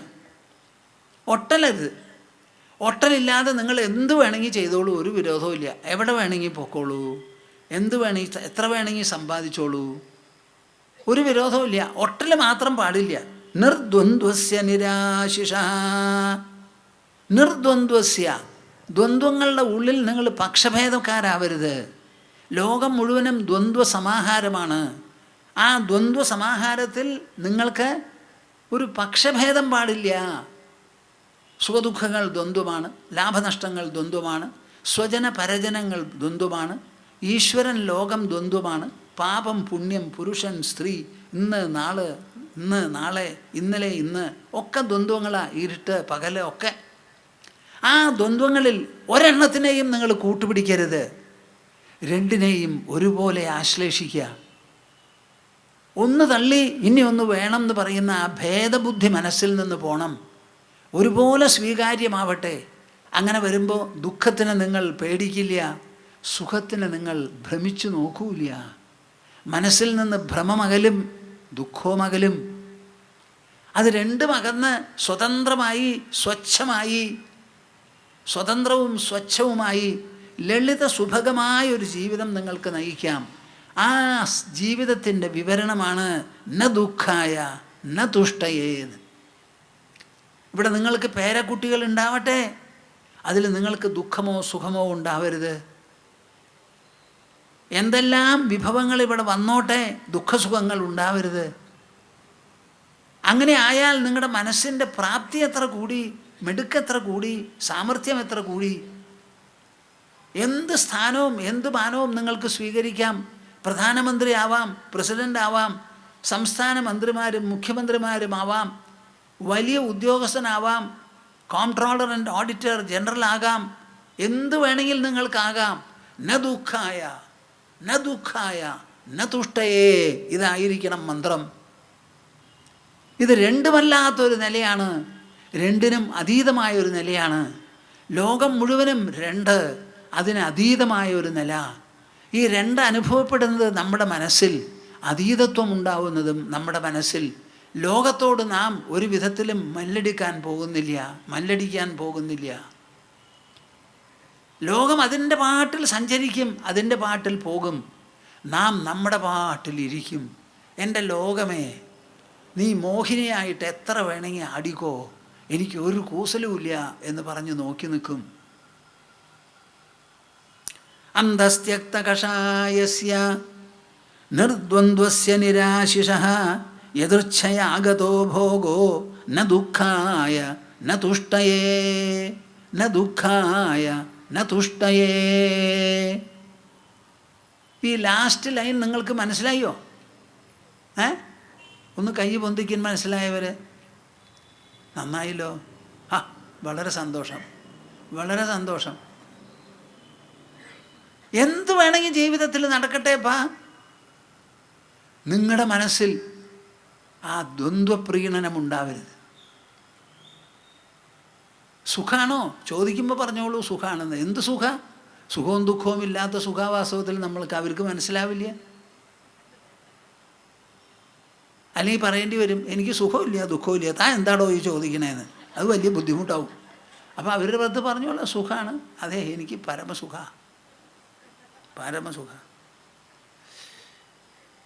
ഒരു ശൂലപാണി വാര്യർ ഉണ്ടോയെന്ന് അറിയില്ല, ഉണ്ടെന്ന് ഞാൻ വിചാരിക്കണു. അപ്പോൾ അദ്ദേഹത്തിന് ഒരു ആക്സിഡൻറ്റ് വന്നു കാറിൽ. അപ്പോൾ കുറേ കൊല്ലങ്ങൾ മുമ്പ് 1980കളിലാണ്. അപ്പോൾ ആസ്പത്രിയിലാണെന്ന് അറിഞ്ഞപ്പോൾ ഞാൻ കാണാൻ പോയപ്പോൾ ചിരിച്ചുകൊണ്ട്, സ്വാമിജി വരൂ, എന്തായി? അവനുണ്ട് എന്നെ തട്ടിയിരിക്കണു. എന്നിട്ട് എന്തായി? അത് ഞാൻ അന്വേഷിച്ചില്ല. അവൻ പാവം എൻ്റെ മേല് തട്ടി, അവൻ പാട്ടിൽ പോയി, അവൻ പൊക്കോട്ടെ, എനിക്കിപ്പോൾ എന്ത് വേണം? ഇത് ഈശ്വരൻ്റെ പ്രസാദം. അങ്ങനെ നടന്നു. ഞാൻ ആഫീസിലിരിക്കുക, പരമസുഖാത്ര അദ്ദേഹത്തിന്. പരമസുഖം എന്ന് എപ്പോഴും പറയും.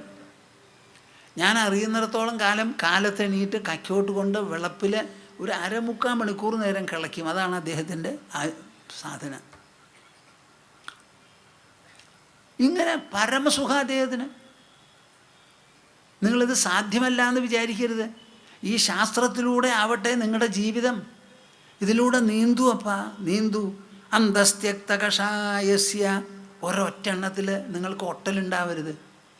ഈ ഒട്ടല എന്ന് പറഞ്ഞാൽ എന്താ? ഒന്ന് ആലോചിച്ച് നോക്കൂ. നിങ്ങളുടെ മനസ്സ് ഒട്ടുന്നതാണോ?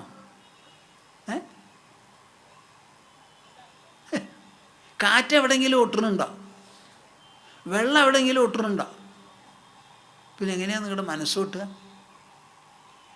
അത് തെറ്റായിട്ട് പറയണതാ. നമുക്ക് ഒട്ടലില്ല എന്നുള്ളതാണ് സത്യം. നമ്മൾ ഒട്ടലുണ്ടെന്ന് ഭ്രമിക്കുക. യദൃച്ഛയാഗതോ ഭോഗോ. ഈ ലോകത്തിൽ നടക്കുന്നത് മുഴുവൻ യാദൃച്ഛികമായി വരുന്നതാണ്. അതിനെയാണ് ഈശ്വരാനുഗ്രഹം, ഈശ്വരപ്രസാദം എന്ന് പറയുന്നത്. അതിനെ തന്നെയാണ്. സത്യത്തിൽ യാദൃച്ഛികമാണ്.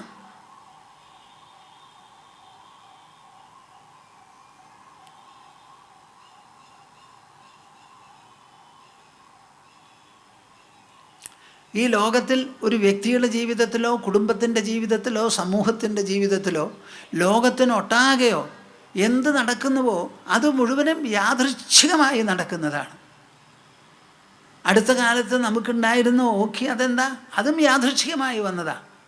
7500 കിലോമീറ്ററാണ് നമുക്ക് തീരം. അപ്പുറത്ത് ഹിമാലയവും. ഈ സമുദ്രത്തിൻ്റെ ഉള്ളിൽ കിടക്കുമ്പോൾ ആ സമുദ്രത്തിൻ്റെ വിക്ഷോഭങ്ങളെല്ലാം നമുക്ക് ഇടയ്ക്കിടയ്ക്ക് ഉണ്ടാവില്ലേ? 10 രാഷ്ട്രങ്ങളിൽ ഒന്നാണ് നമുക്ക് നാച്ചുറൽ വേഗറീസിന് വിധേയമായിട്ടുള്ളത്. അത് നേരിടാനും അനന്തര പ്രക്രിയ ചെയ്യാനും നമ്മൾ പഠിച്ച് ചെയ്യണം. അതല്ലെങ്കിൽ ഈ ഭാരതത്തിലിരിക്കണ്ട. ഇതിൻ്റെ സ്വഭാവമാണിത്. ഇതിൽ ചിലപ്പോൾ വരൾച്ചയുണ്ടാവും, ചിലപ്പോൾ വെള്ളപ്പൊക്കമുണ്ടാവും, ചിലപ്പോൾ കടൽക്ഷോഭമുണ്ടാവും, സുനാമി ഉണ്ടാവാം, പല വിധത്തിലുള്ള ഇതിന് ഈതിബാധ എന്നാണ് നമ്മുടെ സംസ്കൃത ഭാഷയിൽ നമ്മുടെ ശാസ്ത്രങ്ങൾ പറയുന്നത്. ആ ഈതിബാധകൾക്ക് വിധേയമാണ് നമ്മുടെ ഭൂമിശാസ്ത്രം. അതാണ്. അതിന് തയ്യാറെടുത്തിരുന്നോളുക. പേടിക്കരുത്, പരിഭ്രമിക്കരുത്, ഉണ്ടായാൽ പ്രതിവിധി ചെയ്തോളുക. ഇതാണ് നമുക്ക് എപ്പോഴും ആവശ്യം. അപ്പോൾ ലോകം വളരെ വിശേഷപ്പെട്ടതാണ്. നിങ്ങളിത് വല്ല പോലെ മനസ്സിലാക്കി ഒന്ന് പൂടുന്ന ന ദുഃഖായ ന തുഷ്ടയേ ന ദുഃഖായ ന തുഷ്ടയേ എന്ന് ഇവിടുന്ന് ചെന്ന് ടെലിഫോണിൽ പറയുക എല്ലാവരോടും. ഇതാണ് ജീവിതത്തിനുള്ള ഫോർമുല എന്ന്. ന ദുഃഖായ ന തുഷ്ടയേ.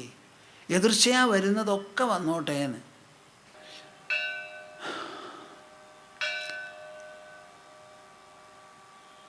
ശാന്തസ്വഭാവമജരാത്മകമേകസത്യം സംവിത്പദം നിരുപമം കലനാവിഹീനം അന്തർബഹിശ്ച ബഹുധാ വ്യവഹാര്യമാണം തദ്ദൈവമേവ മമ സർവം അഹം തദേവ. ഹരി ഓം ഹരി. നമുക്ക് എല്ലാവർക്കും കൂടി സമാപന ഓങ്കാരം ജപിച്ച് അവസാനിപ്പിക്കാം. ദാ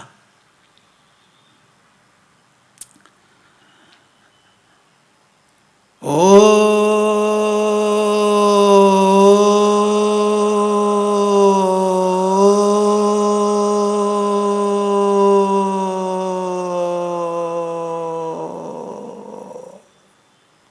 ഹരി ഓം തസ്.